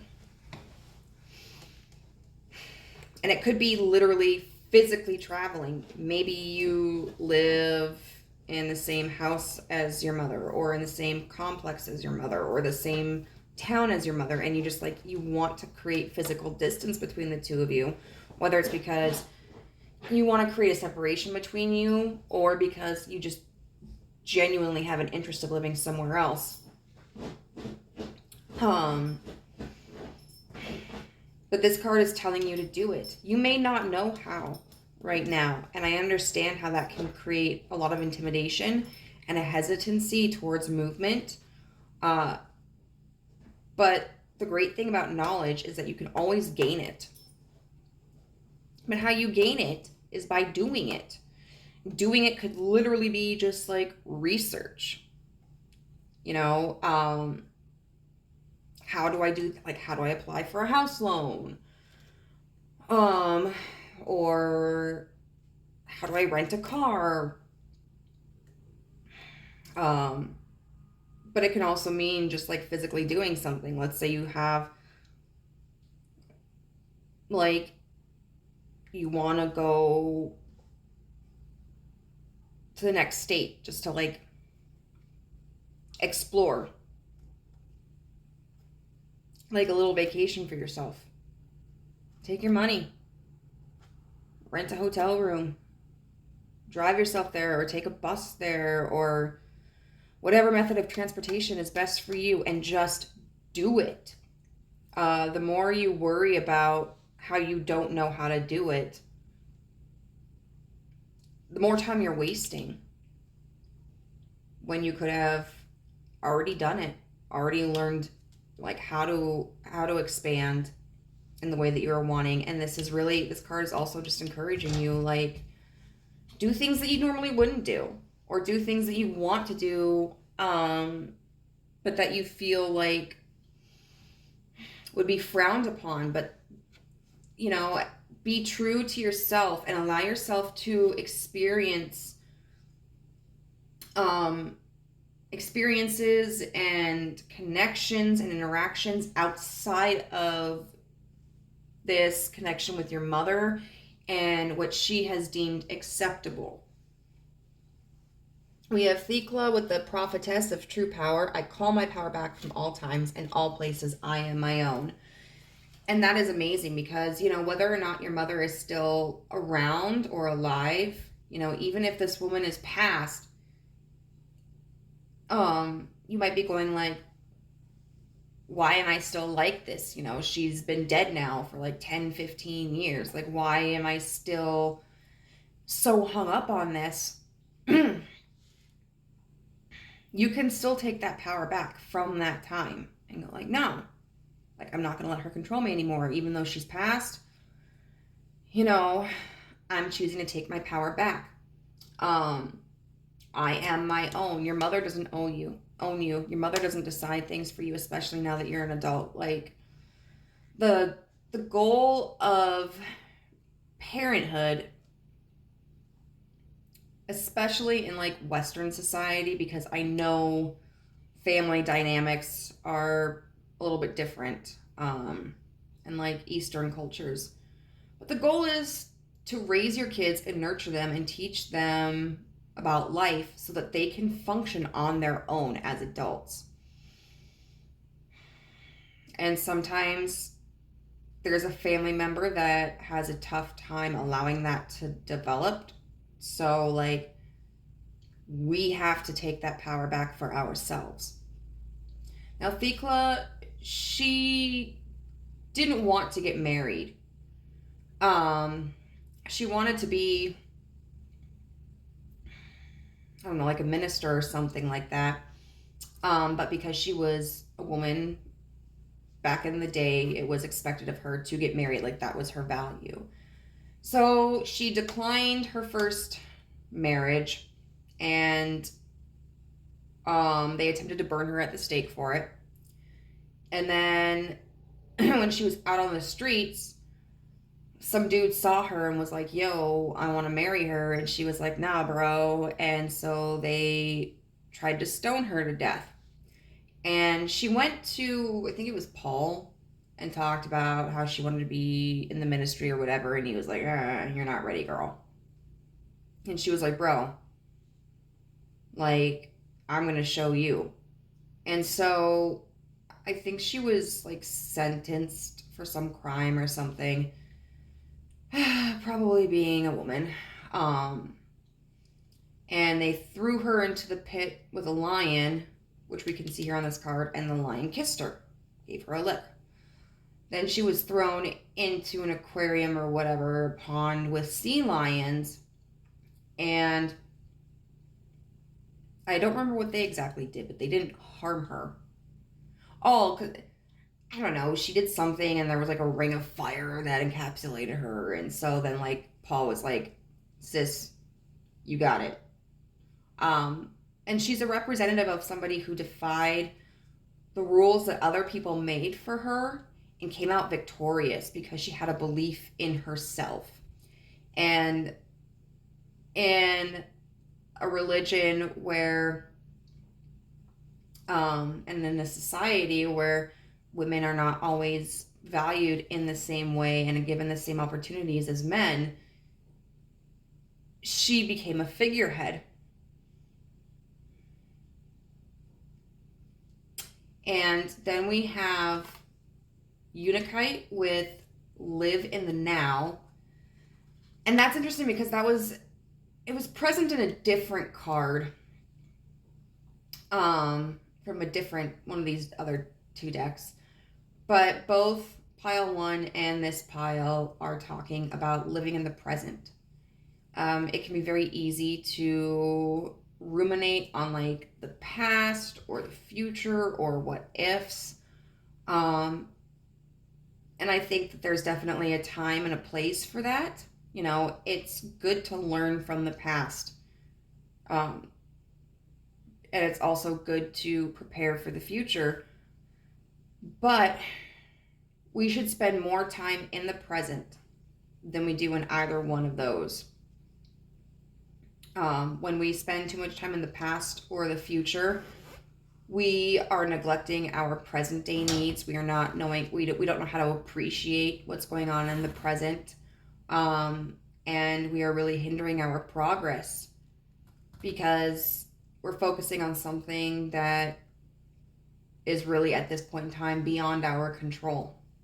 And once we get in the habit of dwelling on the past or the future, it can be very difficult to stay out of that until we retrain ourselves. And then Pyrite with Let the Money Flow In. I was kind of confused when I drew this card originally because I pre-shuffled these before starting this video. And I was like, what the hell? How does this apply? But now that I see like how this is manifesting in your life, this makes a lot of sense.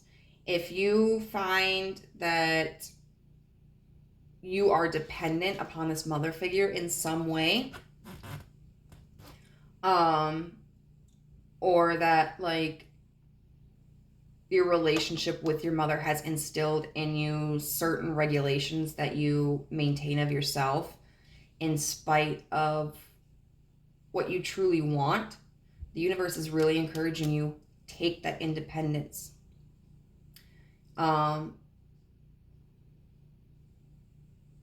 Especially financially, and especially if like your mother is still around and you're still in contact with each other. It's very important for you to pursue accruing a savings, potentially investing in a place to live,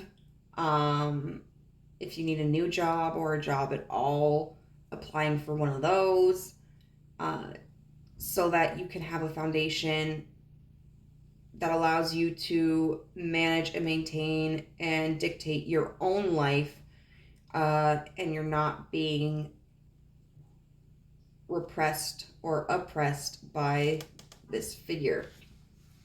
So finally, what we're going to do is we are going to look at an affirmation card, just a little extra boost of encouragement from the universe.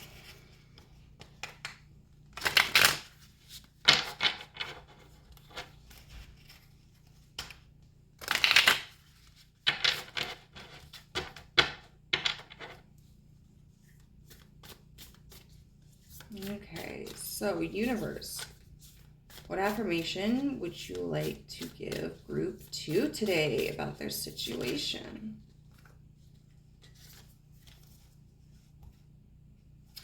Okay, I like this. Spontaneity. Do you like spontaneous adventures of the highest caliber?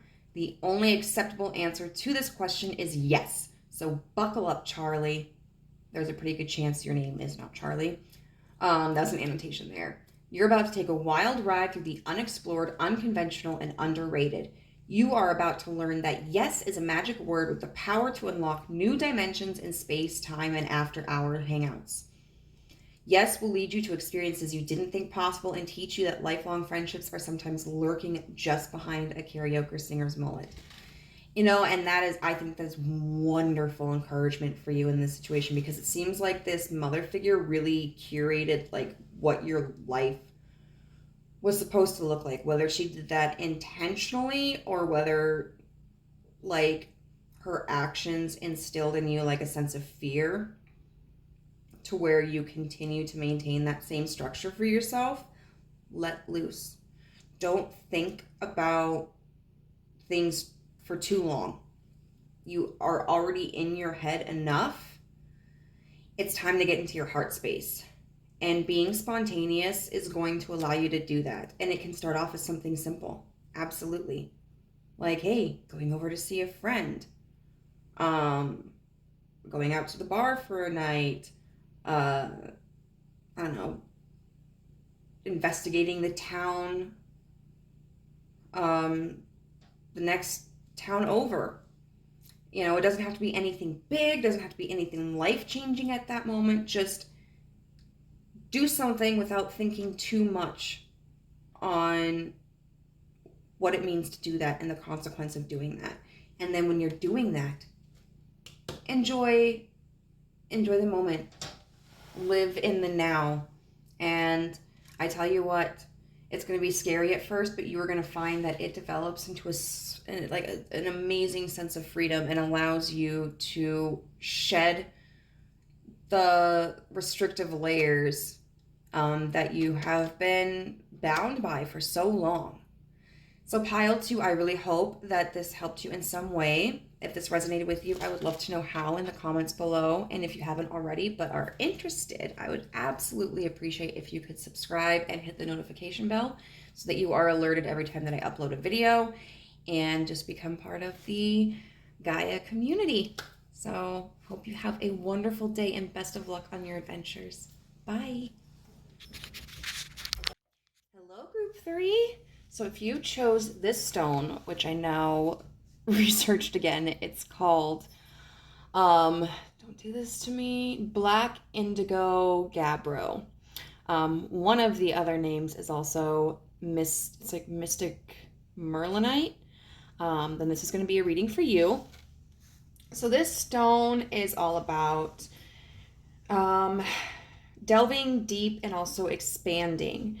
It is a stone that can help us connect to our intuition and to our emotions, into our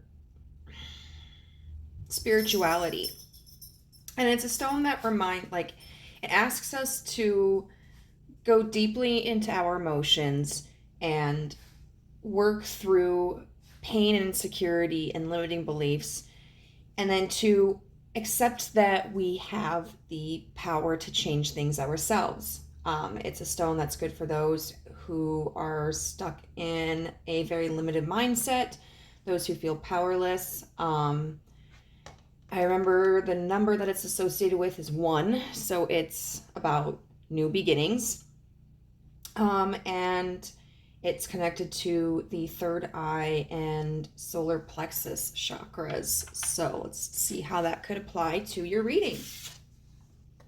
So for this card, we have Orphan. And it may be that you are literally somebody who was a ward of the state's care. There are, in America, the United States of America, over 450,000 children who are either in foster care or in group homes up for adoption. And it's a very, difficult situation. The foster care system is, in the United States, very broken. I've heard a lot about children who are abused in foster care or by adoptive parents. Foster parents who really are only in it for the money. Kids who are kind of tossed around from home to home. Sometimes because the foster parents don't know how to work with behavioral problems. And that always just kind of astounds me, because I've read a lot about parents who are either foster parents or adoptive parents who seemed like they were surprised by behavioral issues. I mean, nobody is in foster care or group homes because they want to be there, and children who go through the system, they have a lot of trauma, and that trauma can be expressed in so many ways.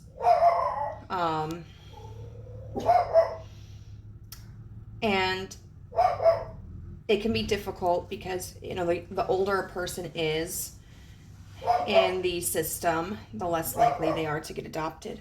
And the longer someone is in the system, the more they can struggle in their mental health.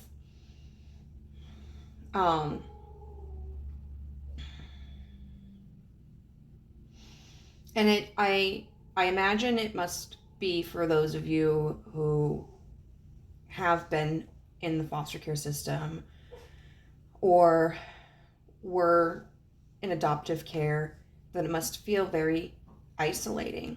We've got this young girl whose face is really dirty.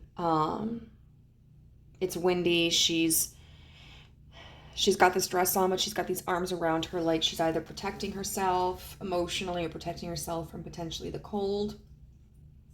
And honestly, the look on her face is so heartbreaking because it looks like she had to grow up well beyond her years. And even if you weren't somebody who was literally in adoptive or foster care, I feel this speaks to a feeling of abandonment. And a very specific abandonment of feeling like having nobody. And for most people, regardless of how introverted or extroverted we are, we need some sort of community. Social interaction is a healthy part of being a human being. Now, there are some people who thrive in large social settings by having a large family, by large friend groups, and there are some, like myself, who like to keep things small. You know, I personally don't want to have a large friend group. I feel that's just like very time consuming. And it's draining for me to be around a lot of people all the time, or to feel like there are a lot of people that I have to prioritize. So I like to keep my group small. But that being said, like, I still need people in my life. And not only, you know, I think does this speak to feeling void of a biological family or a legal family, depending on your situation, but also of like a chosen family, of people in your life that you feel really have your best interests at heart, who appreciate you for who you are, who enjoy your company and value you. And I feel with this card, this speaks of potentially causing struggles in how we develop a relationship. Puppies! Perhaps you've developed an avoidant relationship style, which is where you just kind of keep yourself emotionally distanced from people. You don't, you feel really hesitant to create genuine and authentic and vulnerable relationships. You may be like hyper independent. Or for others of you, you may have like an avoidant attachment style. Not avoidant, sorry. An anxious attachment style where you cling to people and kind of chase people because you are afraid of them leaving you, and you feel like you have to hold on to them, otherwise you'll be left behind. And it's interesting because this card actually came out with the last group when I was shuffling, which was Mother. And I was going to keep them together, so I drew a fourth card. But when I was kind of observing all of the cards, I felt it was important to use this orphan card for its own group. So if you felt drawn to group 2 as well, and maybe have some triggers around your mother, it might be worth checking out that video as well. But what we're going to do now is we are going to see how this trigger developed.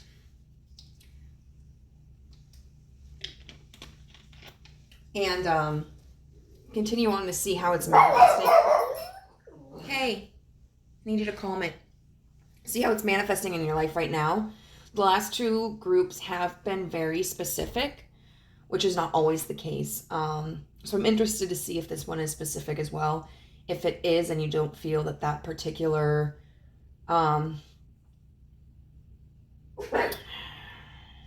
if that particular example fits your situation, but you still resonate with this orphan card, I would also like encourage you just to continue down until you get to the advice portion of this, because you may find something of use there. So let's get into the specifics.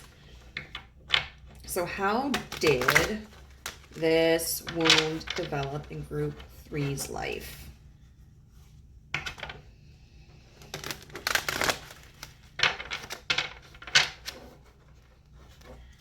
How did this wound develop in group Three's life.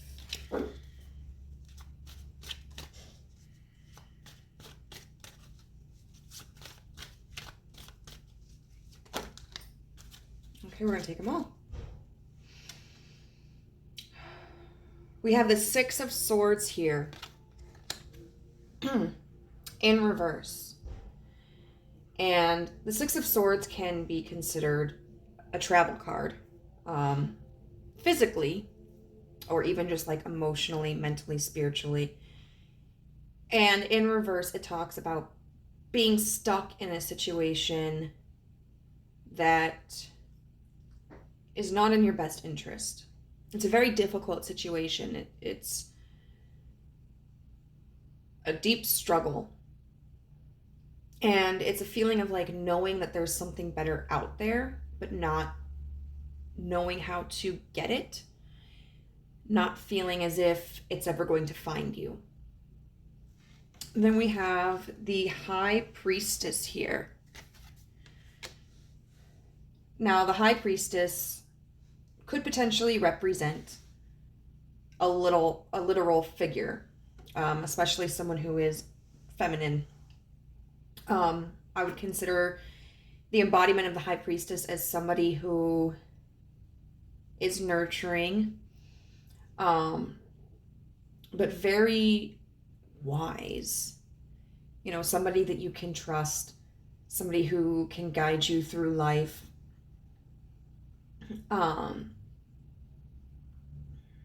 Somebody who has the answers, you know, and when we are, especially children, that's what we need, is we need somebody to help guide us through life, in an appropriate way, in a way that allows for our expansion and our own personal development. Oops, sorry.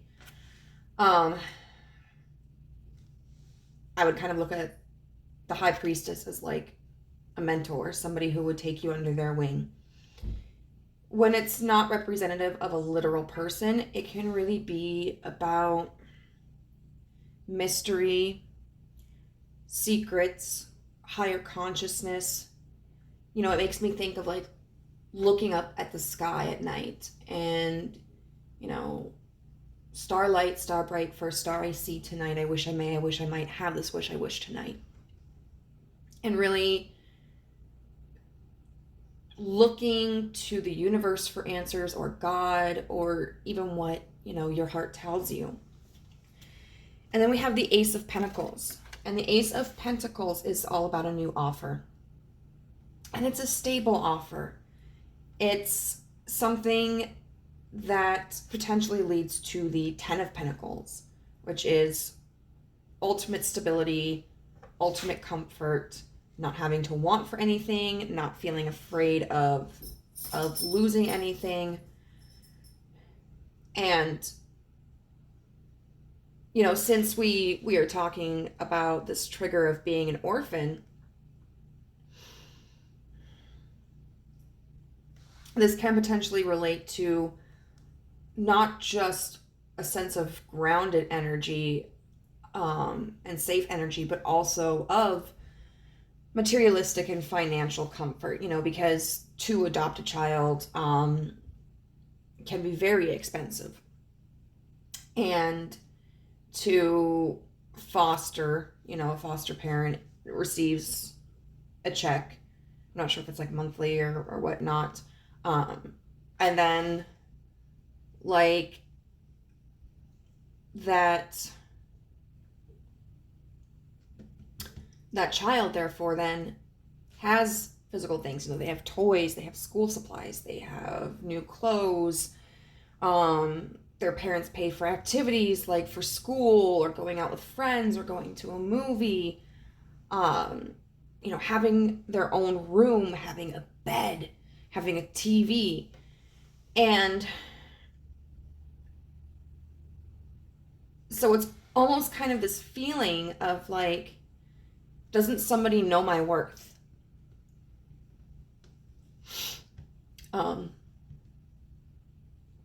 Oh my God, okay, I'm gonna start crying.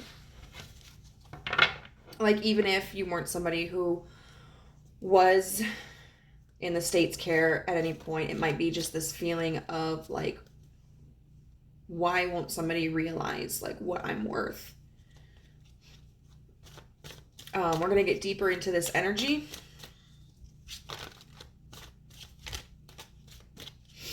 Of what caused this trauma to develop in your life.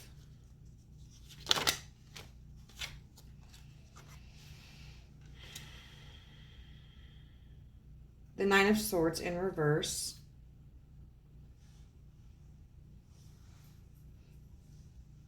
Now, the Nine of Swords in reverse can talk about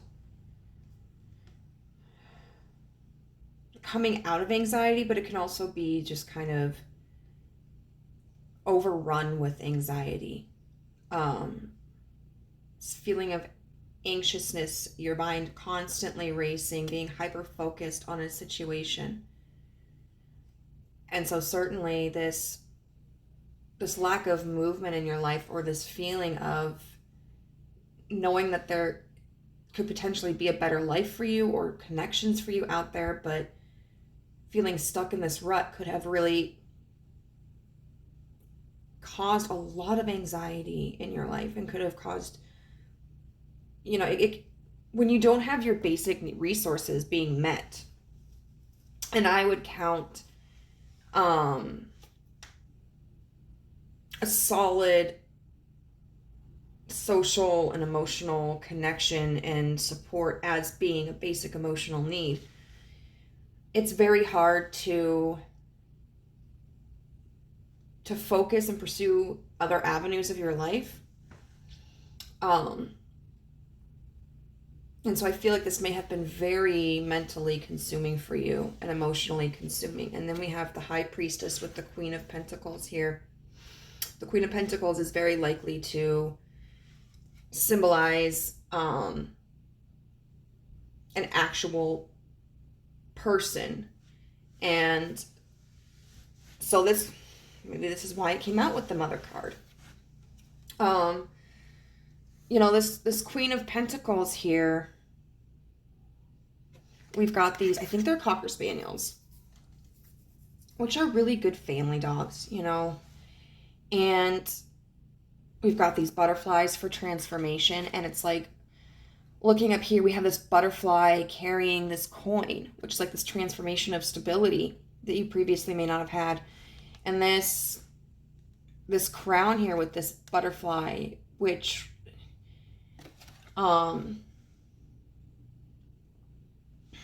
could be a symbol of value and of worth. And it could also symbolize, since it's above this Queen of Pentacles, this desire for this female, like, entity coming into your life, or a motherly entity coming into your life. Because sometimes we can look to certain people in our lives and kind of idealize them and put them on a pedestal.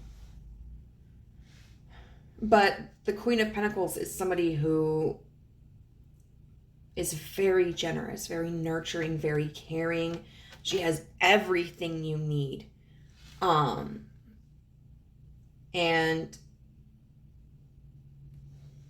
you know, is able to provide all of your practical life needs. You know, and with it being an earth energy, you know, when we think of earth, sometimes we can think of like growth.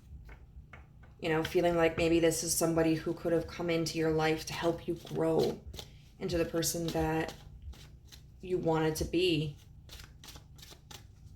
And then we'll look at this Ace of Pentacles. So we have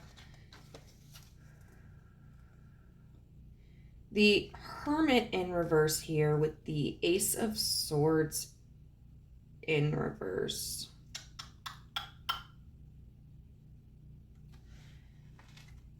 Now, the Hermit in reverse can be an energy of coming out of seclusion. especially with like an enlightened perspective.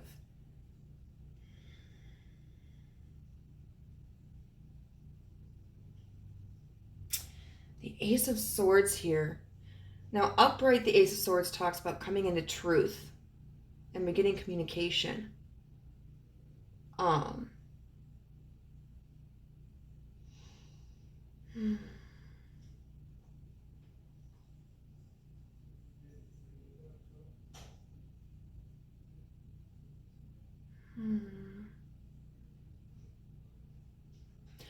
I wonder if, for those of you who maybe were in foster care or adoptive care, if there was a particular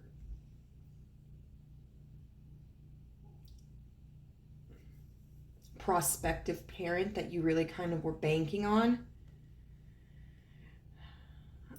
Feeling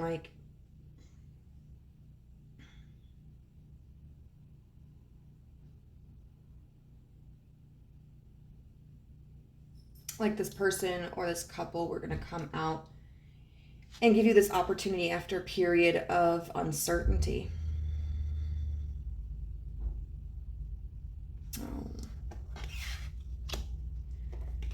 And I am, regardless of if you were physically in adoptive or foster care, or if this is just a fear of like not having anybody,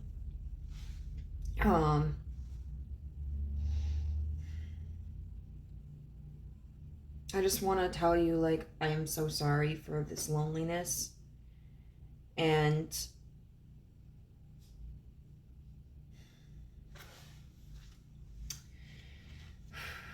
every day that we don't give up is a day where we have a chance to see change. So let's get into how this is currently manifesting in your life. This trigger, how is it? How is it being triggered? What caused the trigger in your life to emerge at this point?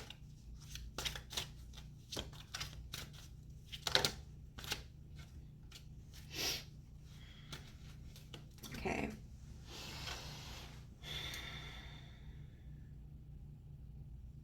We have the Four of Swords here. And the Four of Swords is after like a period of rest. Well, it is a period of rest, excuse me. And it comes after the Three of Swords, which talks about this heartache, this pain. And what I'm noticing here is it looks like this dog that's resting is imagining all of these dogs running together, you know, at the dog park. And so it may be that you feel exhausted from recently trying to find, you know, your family, trying to build connections with people. And it does take work to do that. You know, to open up to people, to be our genuine selves, to figure out like what we're looking for in connections and in relationships.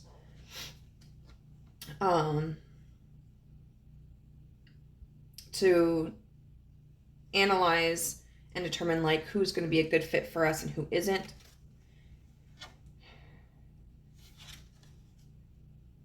Okay, which card do I want to pull first?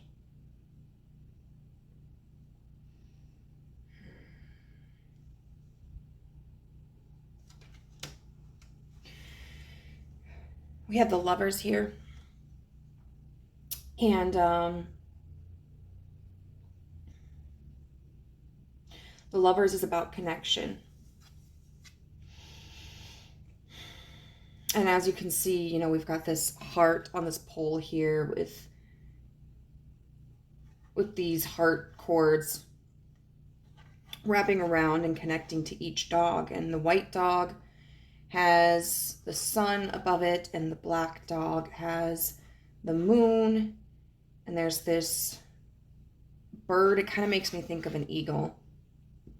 And this is like a balance, a person who balances you and a person that you feel strongly connected to. And the lovers can often talk about like soul ties too. Feeling like, a relationship or a connection might be destined. And it talks about choices, in the Fool's Journey. When we get to the lovers, this card is about the Fool and his lover meeting and being together for quite some time and truly caring about each other. But then the Fool has to decide if he's going to stay with his lover or if he's going to leave to pursue his journey for enlightenment, because if he stays, he gets to be with his lover, which makes him happy, but he will have to abandon his quest for enlightenment. But if he leaves, he can continue that quest for enlightenment, but has to leave his lover. And in the story of the Fool, he decides to part ways with his lover, and they exchange like an amicable farewell. And although they love each other and they separate, they're still grateful for each other in their lives.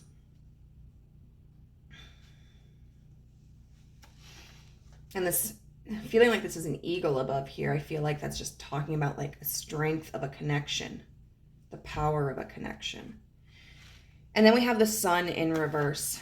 The Sun is a very positive card. In reverse, it can also be positive as well, but it's kind of like a dimmed light. And in a situation like this, it feels like potentially this trigger is you're taking a rest from trying to find your people, your chosen family, because the light is being dimmed on the hope for the situation. And we go through that sometimes, sometimes we just feel like this revitalized sense of hope, like, yeah, I'm going to do it, anything is possible. And then when we aren't seeing results in the ways that we want to, or we expected, we can get to a point where that light dims and we start feeling a sense of defeat, and we just feel like it's best to take a break.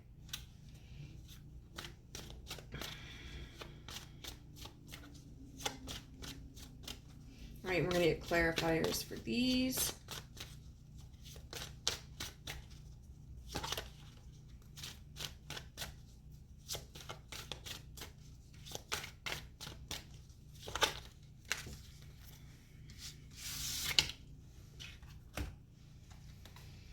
Okay, I'm going to take all of them. The Page of Swords in reverse. Pages are all about, similar to aces, they're often about new opportunities, starting a new venture. Pages are very youthful, like spontaneous, rambunctious, optimistic energy. And I feel like this card, because when we talk about court cards, a lot of times they can represent people. I feel like this represents you, that you may have recently just kind of crashed from a time when you were feeling really optimistic and hopeful about going out there and meeting people and getting closer to people and finding your place in the world. And then we have the Knight of Cups in reverse. Now, knights are about travel and messages. And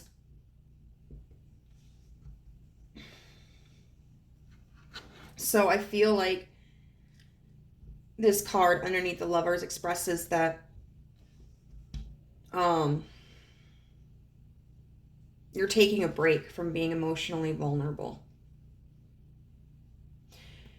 And because maybe you feel that it's led you nowhere, or that you've been rejected.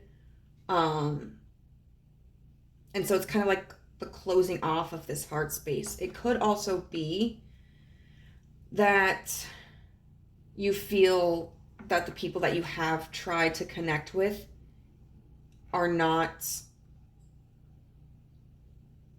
being emotionally vulnerable, or not being authentic or genuine, or not meeting like this expectation of kind of like this yin yang, this very balanced, like my other half kind of energy.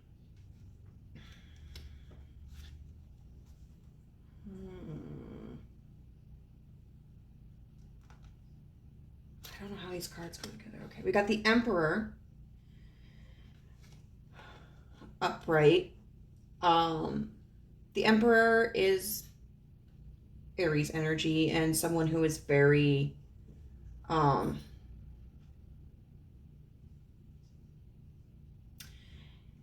would say very methodical. You know, when we look at Leo and Sagittarius placements, you know, those are kind of like, I love Leos, like, oh my God, to a fault. And one of my best friends is a Sagittarius. But there's kind of like this quality that I see in like Leo and Sag placements, where it's kind of like they can be so extra, so dramatic. Sometimes they can like just kind of spontaneously combust. And it's kind of like an eye roll thing for me. But an Aries placement, like, I take that pretty seriously. If someone has a Mars in Aries, I'm like, oh God, I really don't want to piss them off. Because like, they're gonna get mad, but they might not explode on me. They're gonna plot. They're gonna be like, okay, that's how you want to be. All right, I got you. But that being said, you know, an Aries is a commander. And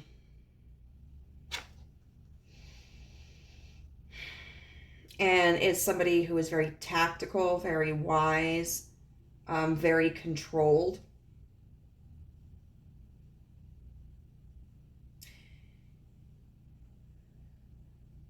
And this could represent an external energy as well. This would be very much like a father figure. But it could also represent, with the Sun card in reverse, like feeling as if you don't have the capacity to be this Emperor energy. Maybe that you are constantly overlooked, nobody respects you, or you're kind of walked on. And we have the Devil. And I love that the Devil is a Chihuahua.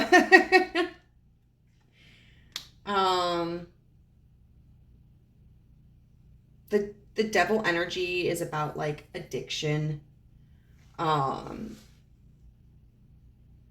or being stuck in really negative cycles, or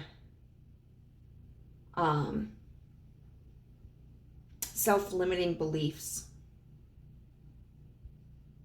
And so it looks like, you know, you've kind of been thrust into this really pessimistic, logical energy because you've tried to establish the kind of connections that you want and have not found success in it yet. And so you're kind of going through this cycle where it's like, why do I even try? I should just give up. You know, I'm tired of this. I'm done with it. I give up. So, which I get, you know, I certainly, like, I struggle with depression a lot, and there have been times where I have literally just like laid in bed for 3 days, you know, not showered, not eaten, not talked with anybody, because my bones are just like so tired, and I'm like, I'm tired of fighting this. And you know, so on the level of feeling like wanting to kind of give up, I totally get that. Okay, so now what we're going to do is we are going to look at some oracle cards for advice on how to heal or continue healing this wound. So we have number 7 with Libra, balance in reverse.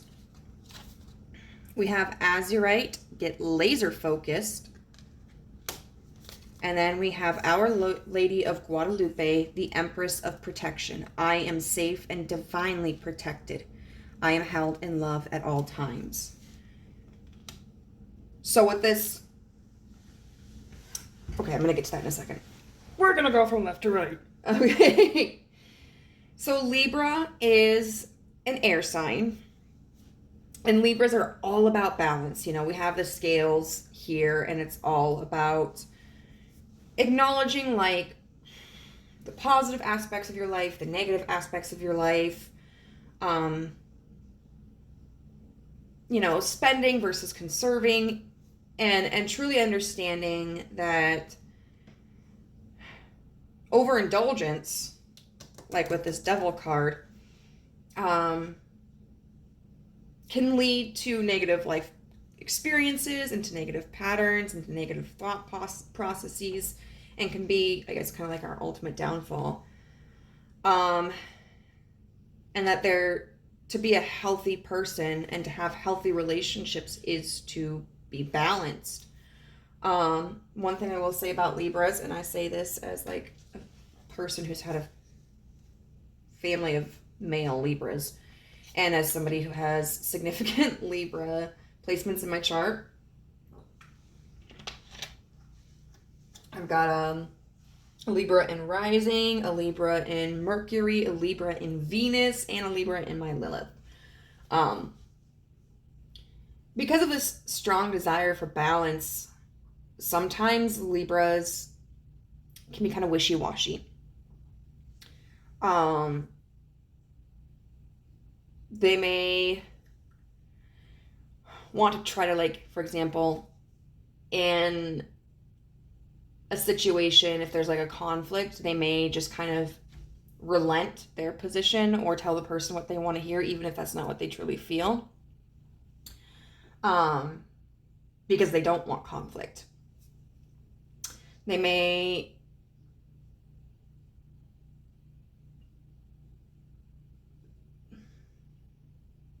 express themselves in ways that they feel are most socially acceptable, most socially desirable, and not necessarily be true to their authentic selves, because, you know, what might be most important for a Libra is being likable, being wanted. You know, Libras typically tend to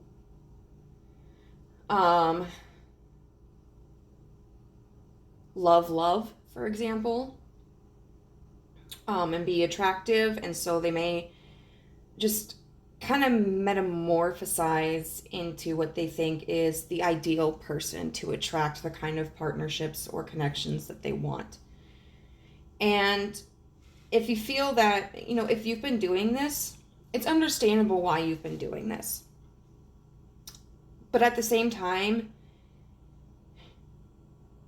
if it's not attracting people, sometimes people can tell when we're being inauthentic. And they may not necessarily understand the reason why. They may feel like it's an attempt to deceive them. They may feel like you're trying to get something from them. They don't recognize it as like just a desire for companionship and desire for connection. Secondly, if you're attracting people that don't meet your expectations, it's because you're not showing your true self. You're not being who you truly are. And until you start being the person you want to be and who you truly are, you are not going to attract the kind of relationships that are best for you. You know, the people who will be important to you and who will be the best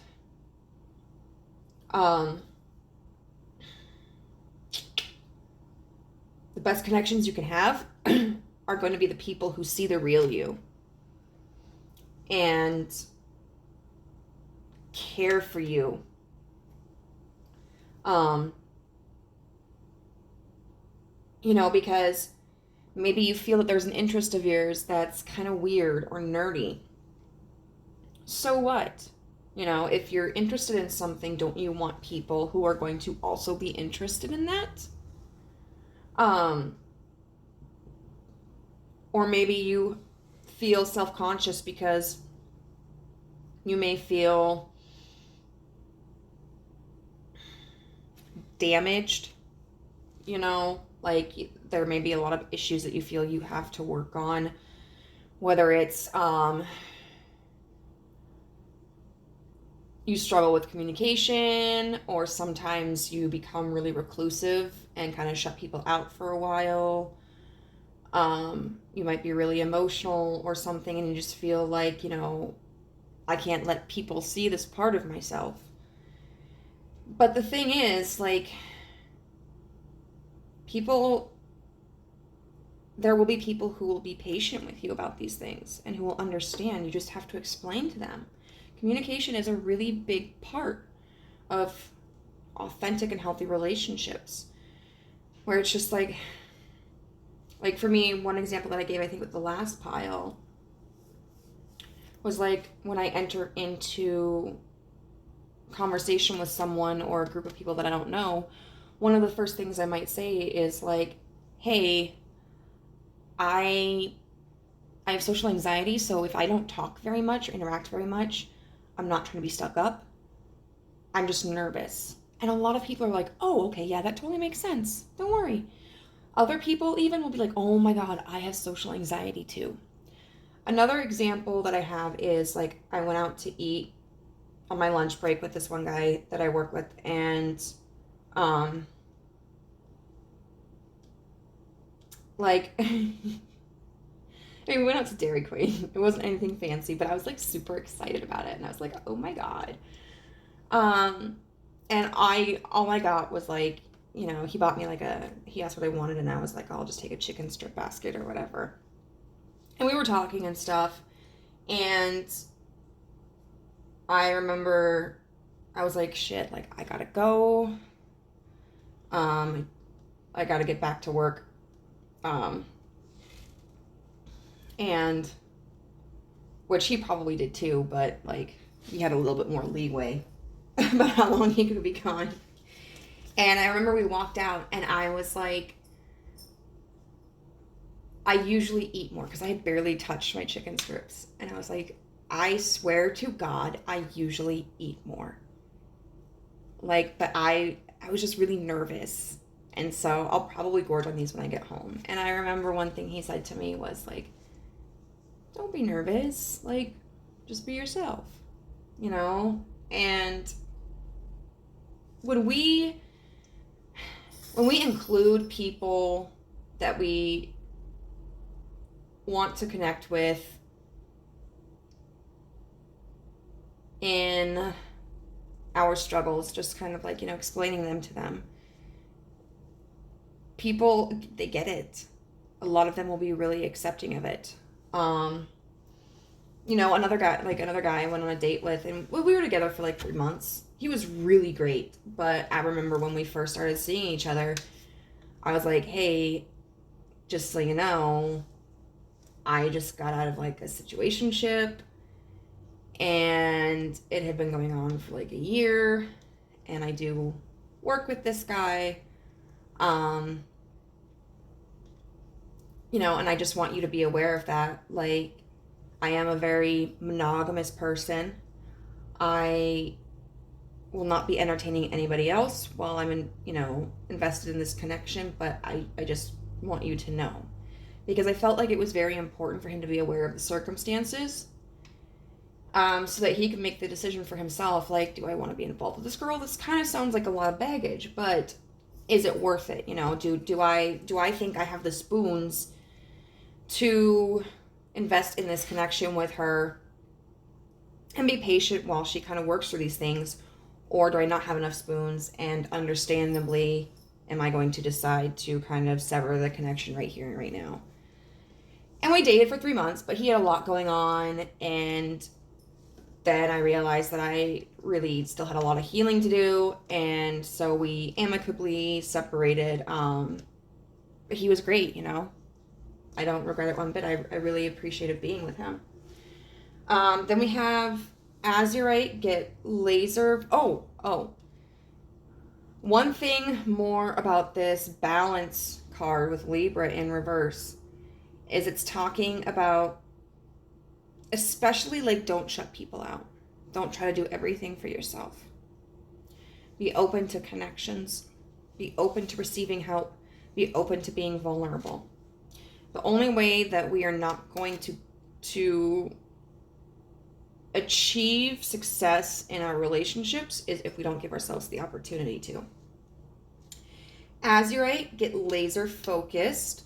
I feel that this is expressing to you the importance of unpacking your trauma and the importance of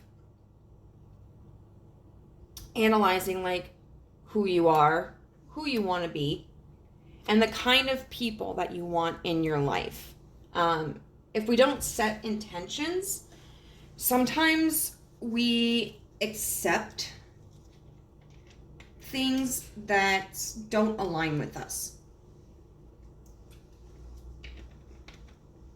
And so you might be somebody who's in the past tried to accept any connection that came your way. And the universe is really telling you, no. You know, it's great to give people a chance, but at the end of the day, like, you need to know what kind of connections you want, what you're looking for in your friends, in your chosen family, in a romantic partner. So definitely, I would recommend, like, taking inventory of that. Like, do you want someone, do you want people in your life who are extroverted? Do you want people in your life who are introverted? Do you want people in your life that you could just have goofy conversations with, or are you more interested in like intellectual conversations? Do you want like purely like immediately surrounding connections, or do you have an interest in like reaching out on the internet and making connections that way? Just an abundance of opportunities for you. And then we have Our Lady of Guadalupe. So one thing I think is interesting is the Empress of Protection, and then we have the Emperor here. And so when we look at like Empress and Emperor, that can talk about divine counterparts. In this respect, I feel like it's really talking about balancing out the feminine and the masculine in yourself. If you have like an anxious attachment style, you may be extremely in your feminine energy and neglecting your masculine energy.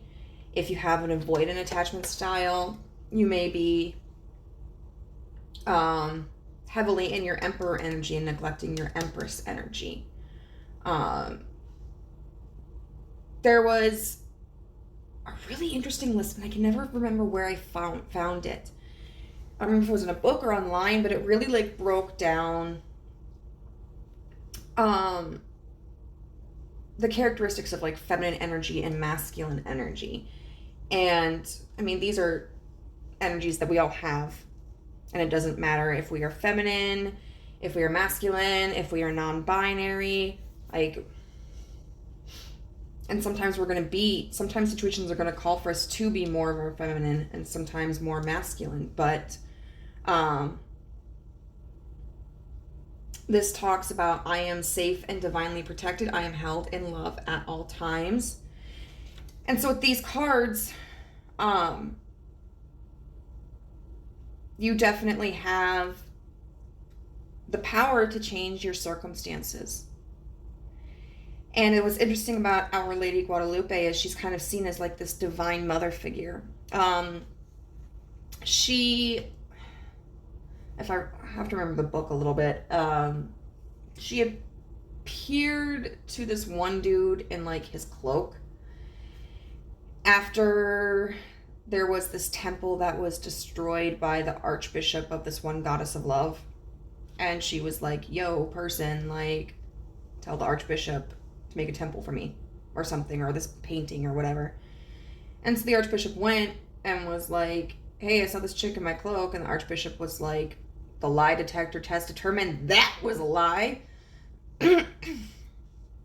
And so then the dude asked Our Lady of Guadalupe for proof, and she was like, okay, yeah, like there's at this top of this mountain, there's this flower that is not indigenous to Mexico. Go get it.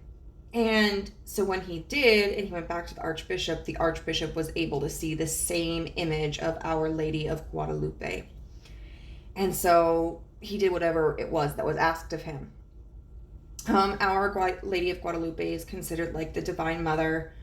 And it's really a call to understand that, especially like if you're spiritual, it can be like taking comfort in knowing that there is a higher power that is with you at all times. But even if you are spiritual or you aren't spiritual, it's also understanding like that you have that power to care for yourself and love for yourself within you. Like you can mother yourself, you can father yourself. Like for me, when I was when I was digging through a wound about like feeling like I had to be strong for myself as a child, and feeling like members of my family failed to protect me as a child, I had to look and, to myself and go like, it's okay. Like, we're safe now. I'm going to take care of you. And it's funny because that helps, that really helps to talk to like your inner child. And it's important. I think what's really important about this card is I am safe and divinely protected, which can sometimes be a concern with someone when they feel like an orphan, or when they have been an orphan, just feeling like there's nobody there to protect them. They're in an unsafe situation. And then I am held in love at all times, knowing that you actually are loved. You can love yourself. The universe loves you. And there are people who do and will love you. So let's look finally at just a little bit of an affirmation from the universe, kind of like a little pep talk, a little rah, shish kamba kind of thing. An encouragement. All right, universe. What affirmation do you want to deliver to group 3 today?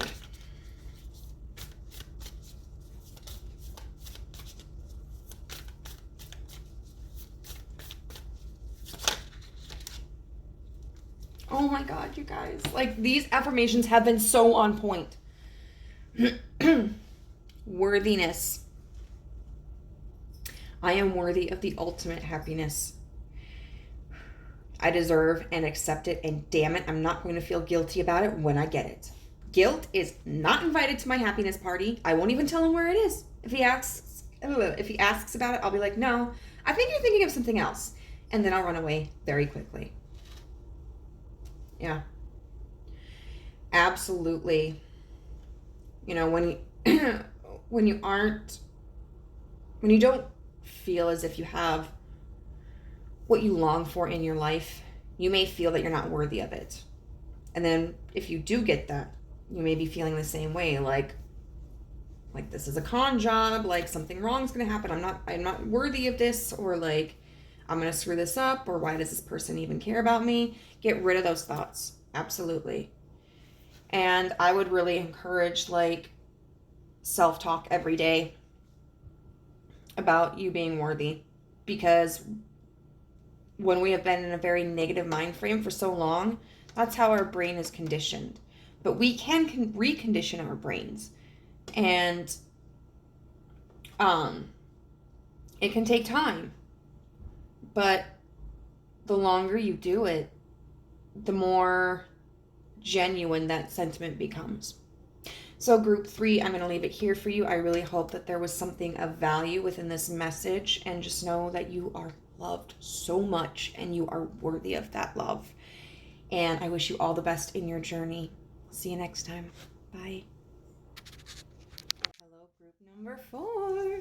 So if you chose the rose quartz, then this is a reading for you. So the rose quartz is all about unconditional love.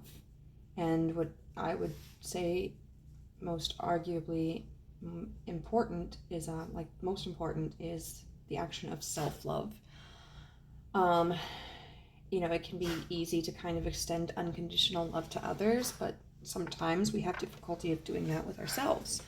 Our expectations may be different of ourselves. And so for someone who is feeling like maybe a lot of inner pain, a little inner resentment, rose quartz can be really good to kind of help alleviate that.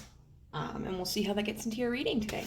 So for this card, the wound that is being triggered in your life right now is a biblical wound. And, religion or spiritual beliefs can be a very difficult topic, because a lot of us tend to be very passionate about what we believe and what the truth is and what's right and what's wrong. And especially when you get into organized religion, where there is like an all or nothing mentality, and there are very rigid expectations, and paths or practices that deviate from that are highly frowned upon. It can be very limiting. There are people who stick with their faith because it's what they were taught to do.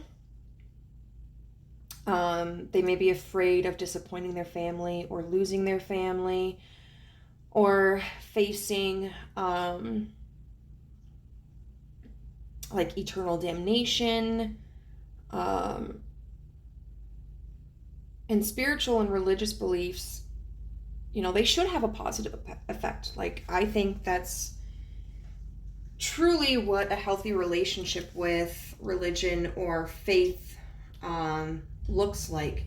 But unfortunately, sometimes the way that these ideas are used can be very harmful. They can be very oppressive, very condemning, very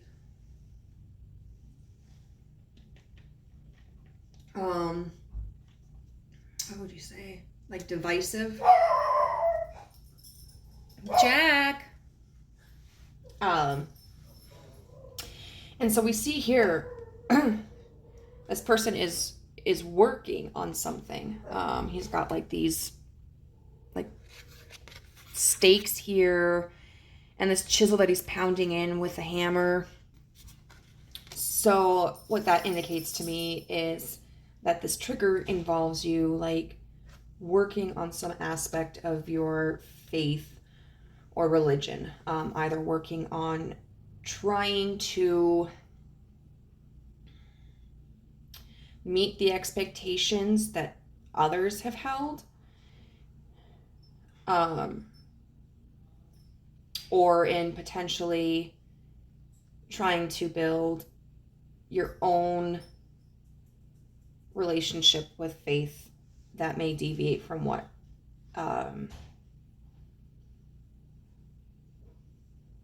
you were brought up with or what was expected of you.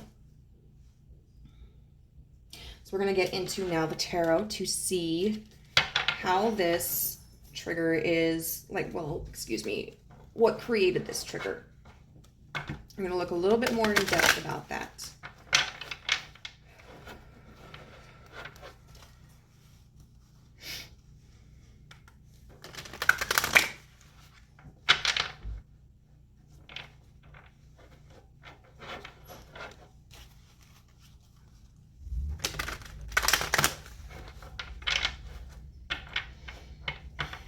And this card does specifically talk about traditional interpretations of faith and religion not sitting well with you, not being properties that you identify with. So if, for instance, you were raised Christian and you still feel that Christianity is the right path for you, you may have ideas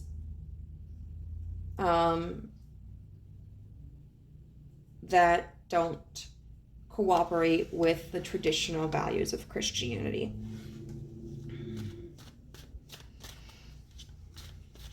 Okay, so it doesn't have to be like you're completely changing your beliefs. It could be a conflict within the same belief system. So how did this wound create?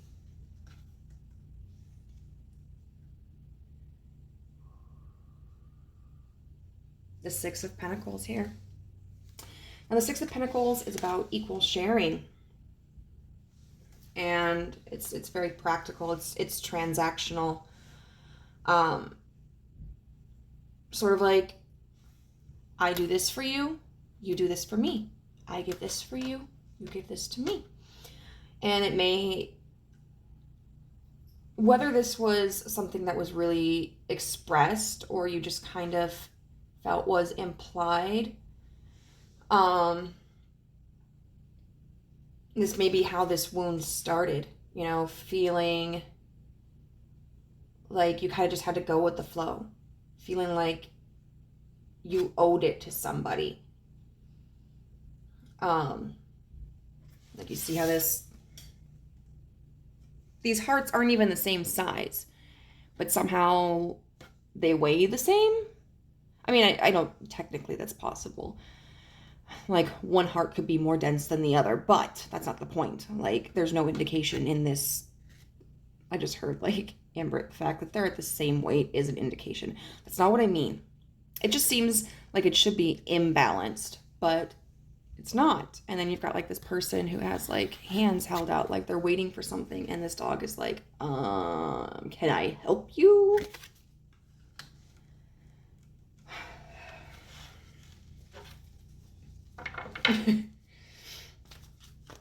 So just, I keep thinking of like, well, it's just something that we did, you know, or it was something that was expected of me. So how did this wound develop in group 4's life? The King of Swords. Now, swords are all about communication and the mind. And the King of Swords is somebody who is going to express what he expects of you and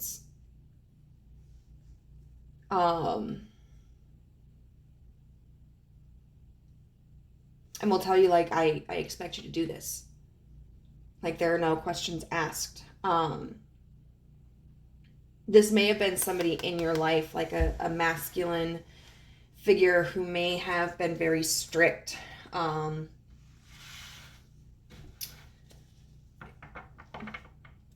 There was no room for discussion. There was no gray area. There was no room for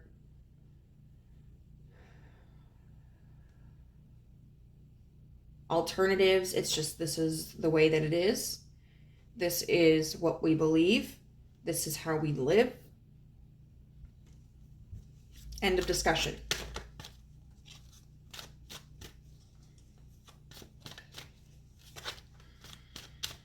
Okay, so how did this wound develop in group 4's life? Yeah, see, we got another card here about balance. 2 of Pentacles. 2s typically represent choice. And the 2 of Pentacles is all about maintaining balance. And we've got some other dogs up here. So maybe it was like just maintaining balance with your family, or kind of like maybe an internal balance as well, where it was like, you know, if I adhere to this path, it's kind of like the safe path. I already know what to expect. I already know what to do. But if I even consider something different, like that's a lot of work to put into something. I have to start really dissecting what it is I believe and researching, and maybe at the time that was like too much for you. But also I do think that maybe because we have this King of Swords here, maybe it was just a way to keep the peace in the family.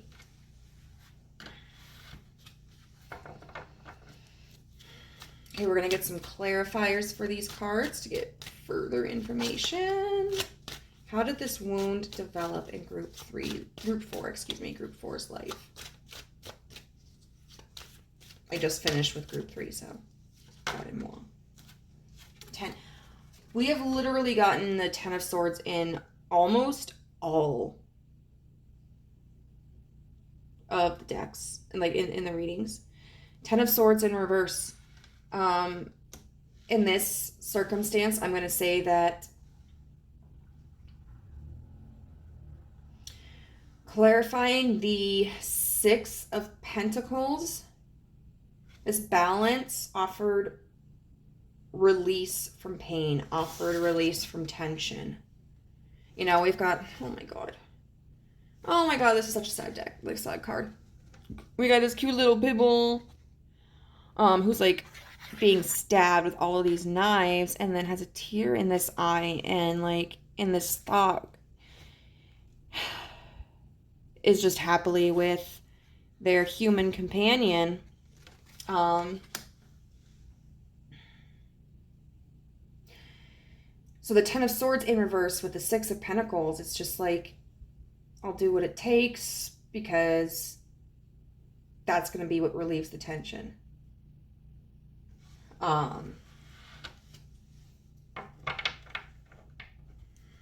But there is still like this underlying feeling of discontentment, like something isn't quite right, but I'm going to ignore that for now because I don't want to deal with the fallout of me creating an imbalance here. But really, you know, by you being your authentic self and expressing that, that's not you creating the imbalance. The imbalance is the person or the people who expect you to deny parts of yourself to make them happy. There, I said it. Then we've got the King of Swords. What can we do? Like, how can we clarify the King of Swords as to how this wound was created? Do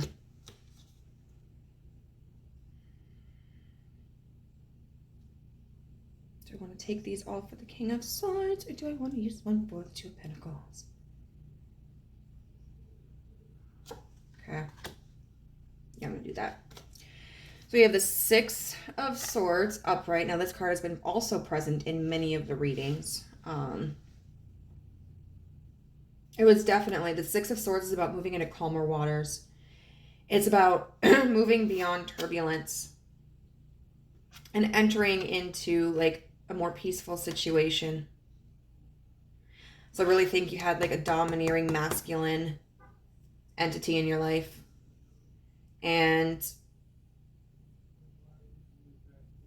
by having this, like, adhering to their expectations, you avoided disaster. You were able to, like, just stay in calm waters. And then with this 2 of Pentacles, with this 10 of Pentacles is all about stability. It's all about being grounded.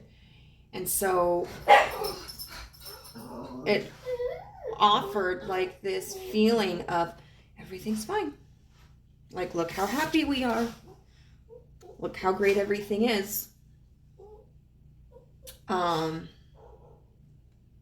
So yeah, this wound was created because you had to deny a part of yourself. You weren't allowed to question. You weren't allowed to... What the heck was that?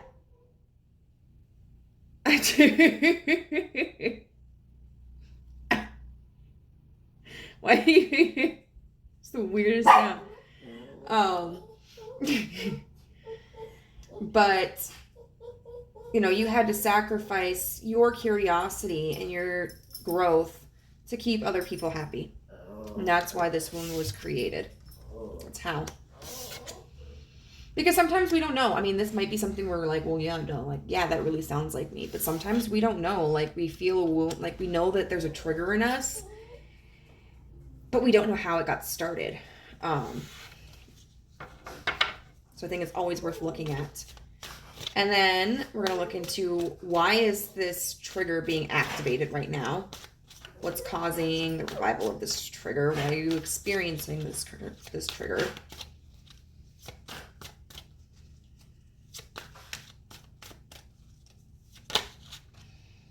Ooh, well, okay. The Five of Wands. That is all about conflict. And it's very fiery, active conflict. So when I look at, like, I would say there are many cards between the suits of Wands and Swords that have similar interpretations. Just like I think that there are many cards between the suit of Pentacles and the suit of Cups that have similar interpretations. But they may be expressed differently. So like when I look at the Five of Swords, for example, that is also about conflict. But that, because the swords tend to be more like their air energy, and they're like, they tend to be more about an internal conflict. When I look at like the Five of Wands, Wands is all about movement and passion and action. So I tend to look at this as an external conflict that you're experiencing. All right, can we get into further, universe? Why this trigger is being activated? What's going on that caused this trigger to surface? What happened to spark this trigger? What's going on? I'm gonna take it. The Queen of Swords. Now that might be a mother figure. It could be that you are now experiencing a conflict with a female authority.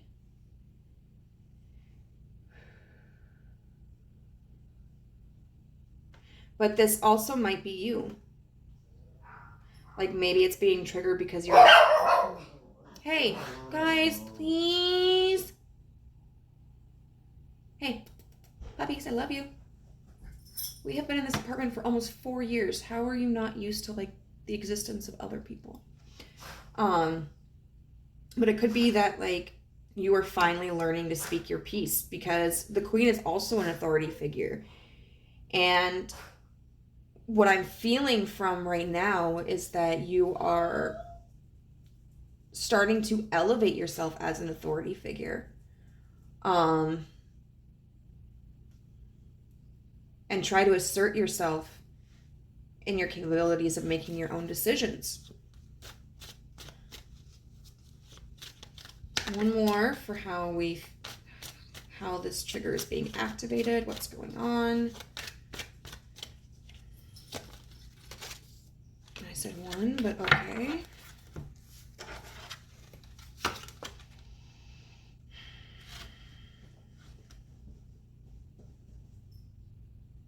The Page of Pentacles, and one thing I'll notice right here, this lotus flower. Lotus flowers grow out of very difficult environments. Like the water is like really muddy and stuff like that, and so they're kind of symbols of overcoming adversity. And then the Five of Swords. And we just talked about that.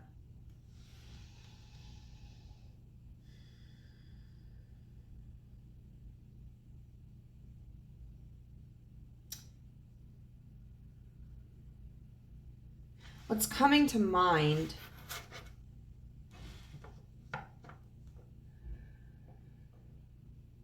is this feeling of like, potentially what happened was you were having this inner conflict about the path you want to follow versus the path you have been following. And it was because of that inner, like, you finally made the decision to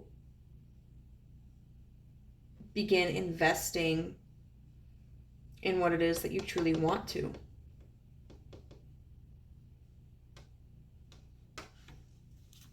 So we're going to get into some clarifiers.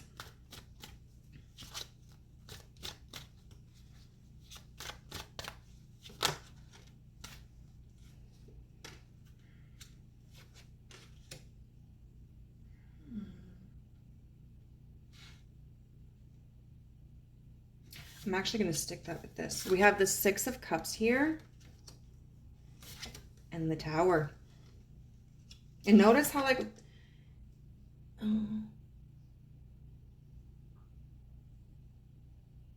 it's interesting with this Tower because we see like the dog just like jumping out of the building and into the snow and water. I'm going to keep these two together because I feel like this speaks to the conflict. The Six of Cups. It's kind of about nostalgia, and a lot of times we look at it as a very positive card. And it talks about the connections we've had with people since basically like childhood and have our family. And the Tower is all about collapsing. The house is literally on fire. And this dog is just like abandoned ship. So I feel like there was a discussion here with your family that absolutely like shook them. And they probably became very unhinged. I remember when I had this conversation with my mom one day, and I was really scared to tell her because I grew up Christian and I knew what her beliefs were, and for all intents and purposes, my mother is really accepting, but she was not receptive to when I was 16 and I came out as bisexual to her. It was like, I don't want to talk about it. I know, and I don't want to talk about it. And I know her opinion about exploring other spiritual and religious affiliations. But I explained to her, I was like, I know that Christianity works for you and it offers you a lot of comfort. And I love that for you. To which her response was like, this is kind of an insult to my knowledge. Like it's not just that it offers comfort. Like, I know things because I've been studying this for so long. And it's like, okay, Mom. But I said, I've never fit into that box. Like, I tried and I just don't fit into that box. And I've been researching and I found a path that I feel suits me very well. It's green witchcraft. And after a couple of years now, I'm more like an eclectic witch, but whatever. And I was like, I am choosing to use this as a spiritual path. And I tried to talk gently with her, but then all of a sudden it was like how, she feels like she failed me and my brother, and there's not going to be a physical separation between the two of us, but there now is a spiritual separation. At one point, I remember my brother calling me and telling me, like, sis, I am so mad because Mom called me and she was like really upset about this and saying something like how if people don't believe in Jesus, they're going to go to hell. Which, it's so weird that she would turn to him to say this because, like, he's an atheist. And, like, when we were kids, he's 9 years older than me, he was the one who brought home a satanic Bible. Like, so not much has really changed, I think. He's always been interested in gathering, like, different information. So I don't know why she chose to tell him this. But, like, it did. It created kind of, like, this combustion within my family. And I feel like that's what's going on with yours because of some information they may have found out, or this conversation that you had with them.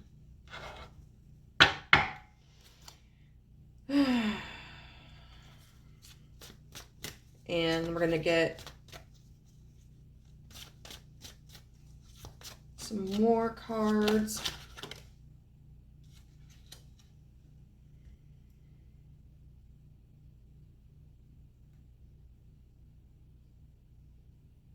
Okay. So we have the Seven of Cups in reverse underneath the Queen of Swords. So I have two interpretations for this. If this represents like a mature, feminine figure within your life, like your mother or an older sister or whatever, I feel like the Seven of Cups in reverse is about her being stuck in fantasy, her being in an illusion, refusing to see other possibilities.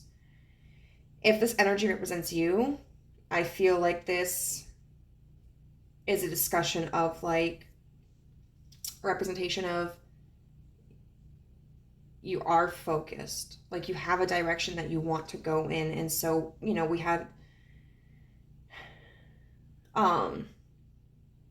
this energy previously of like trying to appease your family and kind of tiptoeing around like your interests and your dreams and your goals and your identities and your curiosities. And I feel like this Seven of Cups in reverse is now like, you're not doing that anymore.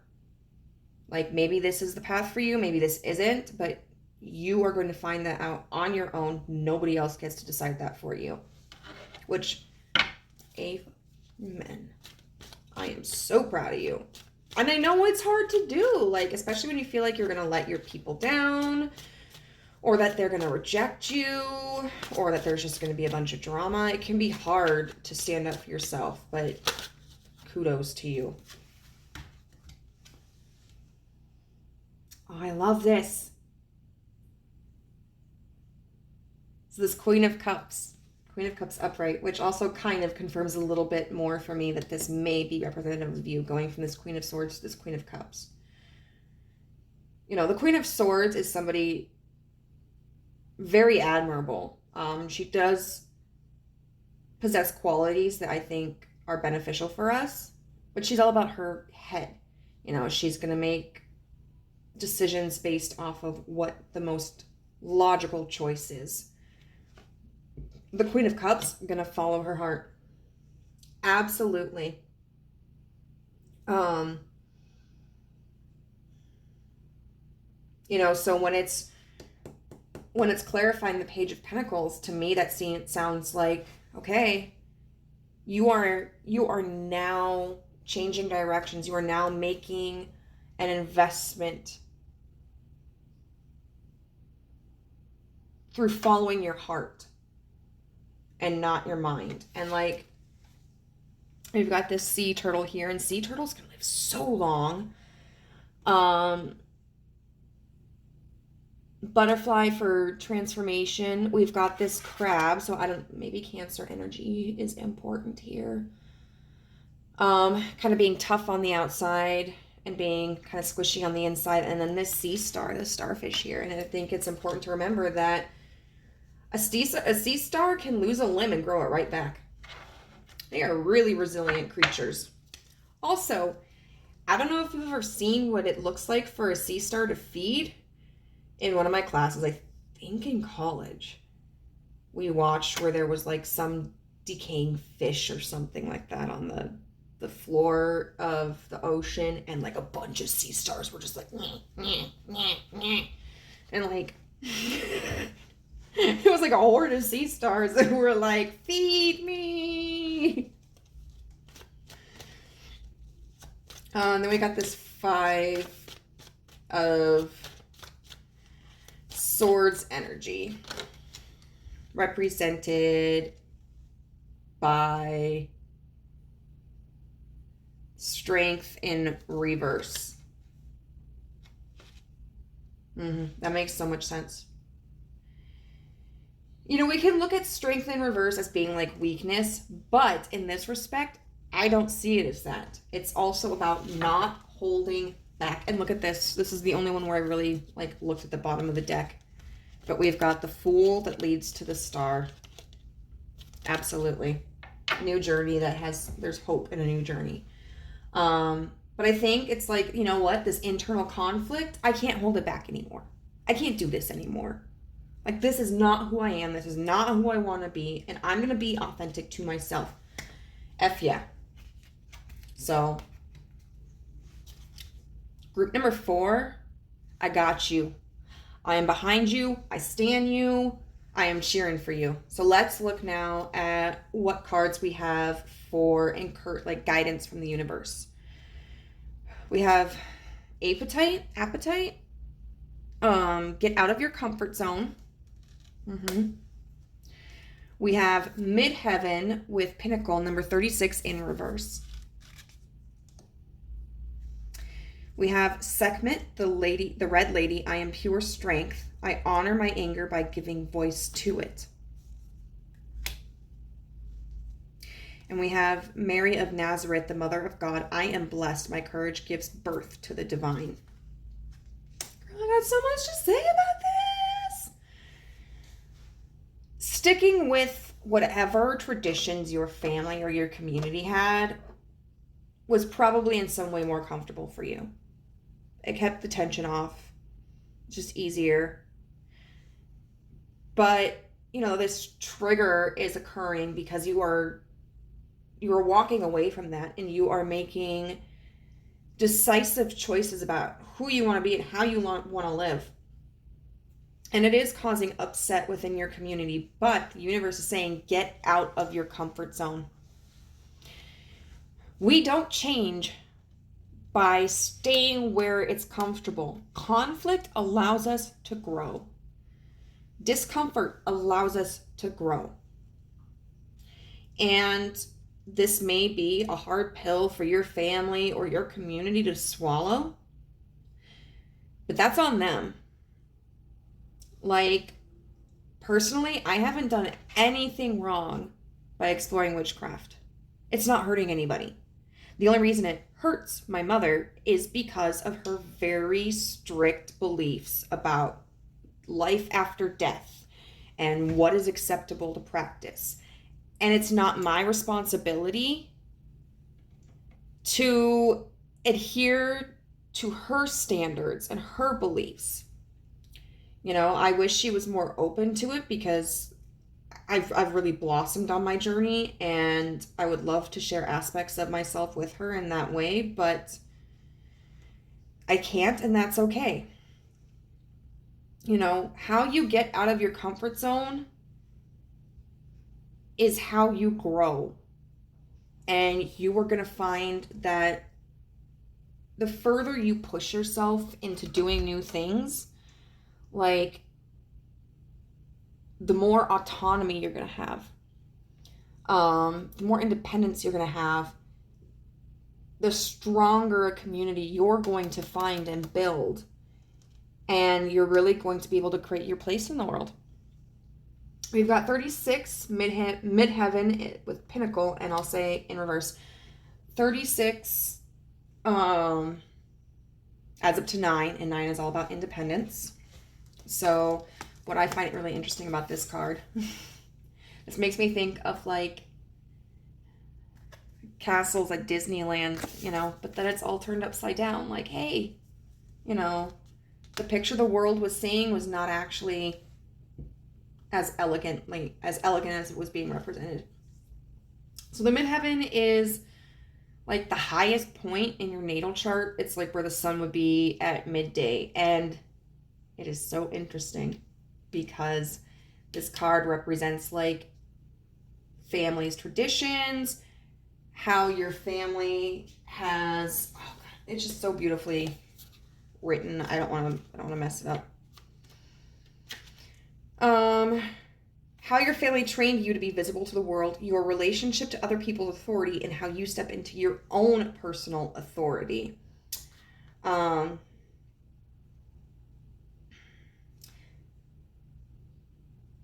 Think about the training you've received from these authorities and notice where it still serves you and where you need to release their preconceptions and step into something bigger. And I think importantly here it talks about like you can be very bold in how you express yourself in your like authority, or you can be, some people are very like private in their personal practices. And that is fine too. It's just important that if you remain like private about it, you know, to recognize your own personal authority. And this is in the challenge, so what it's really telling you is to consider like, are the expectations and traditions and the structure of your family something that is helping you, or are they obstacles that you need to overcome? We have Sekhmet, the red lady, I am pure strength, which is interesting because we have strength right here. I honor my anger by giving voice to it. And I think, first of all, it's really interesting to notice, like, even though strength is in reverse here, I am pure strength. Sometimes it's strong. Sometimes it takes strength to be who you truly are, especially when you know that it's going to create a rift between you and the people that you care about. I honor my anger by giving voice to it. This card really talks about the necessity of like feminine anger. Because it was saying something like feminine anger is what stops wars and brings children home. You know, it's all about speaking out against injustices and using your anger and frustrations to make a change. You know, it's not just sitting there like festering inside of you where you're thinking about it, but you use that anger as energy to move into something better and to make changes around you. And then we have Mary of Nazareth, the mother of God, I am blessed. My courage gives birth to the divine. So we have like, oh, this, I don't think this is this gonna have a lion? Yeah, it does have a lion right there. And then we have Sekhmet, who has the head of a lion. And when I think of lions, I think of courage. And I think this is really a big, important reminder to you of like, you create your own connection with whatever divine entity you believe in. You know, one thing when I was younger and I was, you know, still a Christian, like I would get so frustrated because I felt like there were certain churches that behaved in ways where they acted like they were your connection to God. You know, I wanted, and I did find churches like this. You know, I was raised non-denominational, but I found that I worked really well with like Wesleyan and Methodist churches. But where they were like, they understood that they weren't my connection with God. They were just kind of here to walk on this journey with me and to offer me some guidance, but they were not there to make decisions for me. It's very, like, I think it's very important for you to understand, like, you create your connection with the divine, whatever you believe the divine is. And nobody else gets to define that for you. This card also talks about Mary's courage because she could have said no to the angel Gabriel when he came to her and said, "Be not afraid." She could have decided that she did not want to bear Jesus Christ. I mean, historically, she was probably, what, 14? And yet, she gave birth to this child, you know, at the risk of her community and her husband thinking that she had an affair. And she was there when Jesus was born. She was there with him in his ministry. And then she was there when he was crucified, you know, and so she was willing to be somebody that kind of stood out. Like, she was an ordinary woman, girl, probably, who was just trying to survive in her life, just gotten married, and here she's being charged with taking care of this divine entity. And she did. You know, so she really walked a different path and she embraced it, and she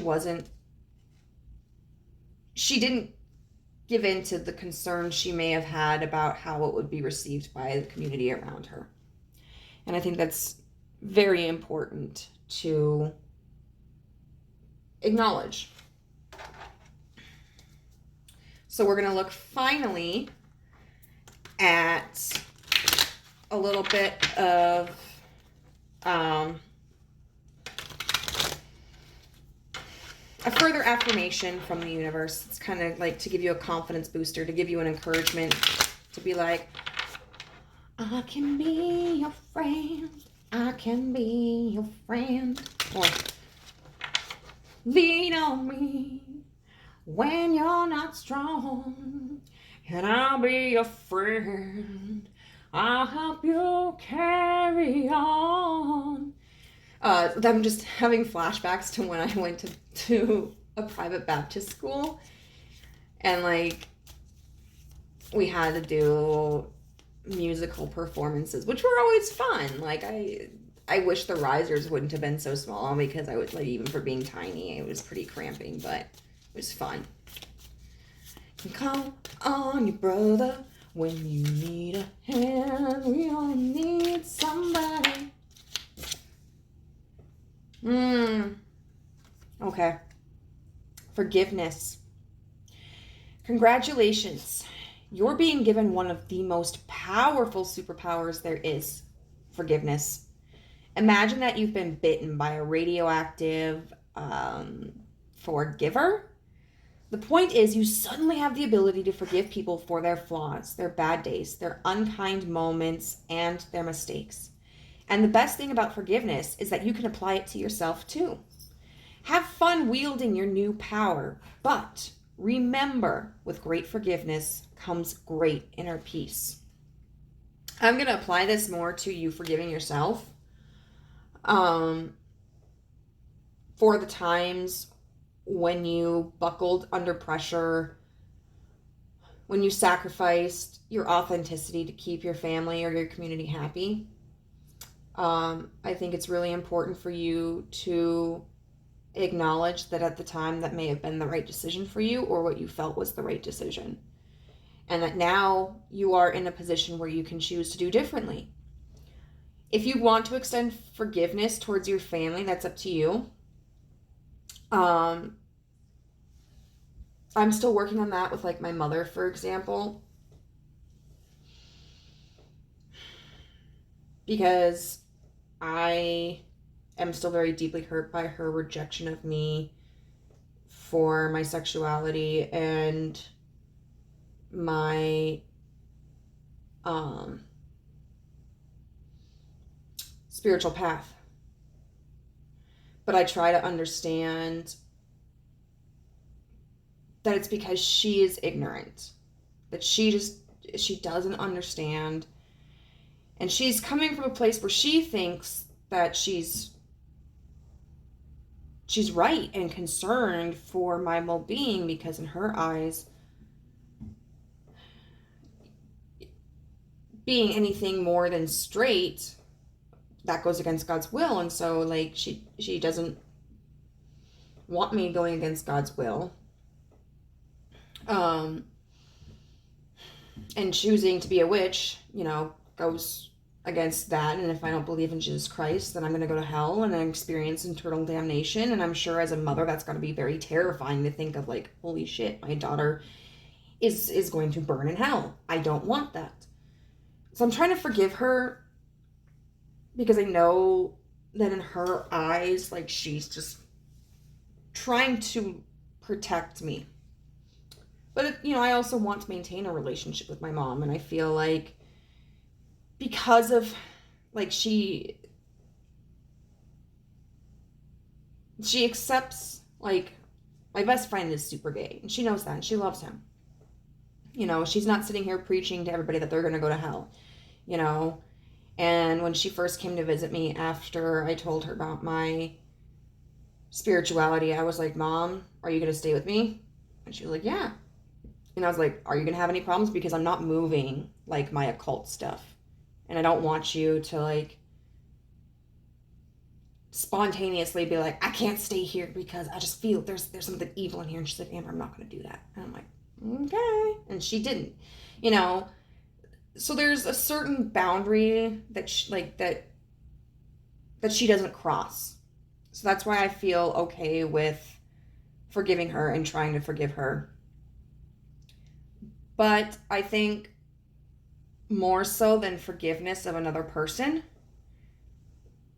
I think how you can develop that peace within yourself is just to kind of come to terms with the situation. Like, you don't have to, I think, forgive anybody in your family or your community for hurting you.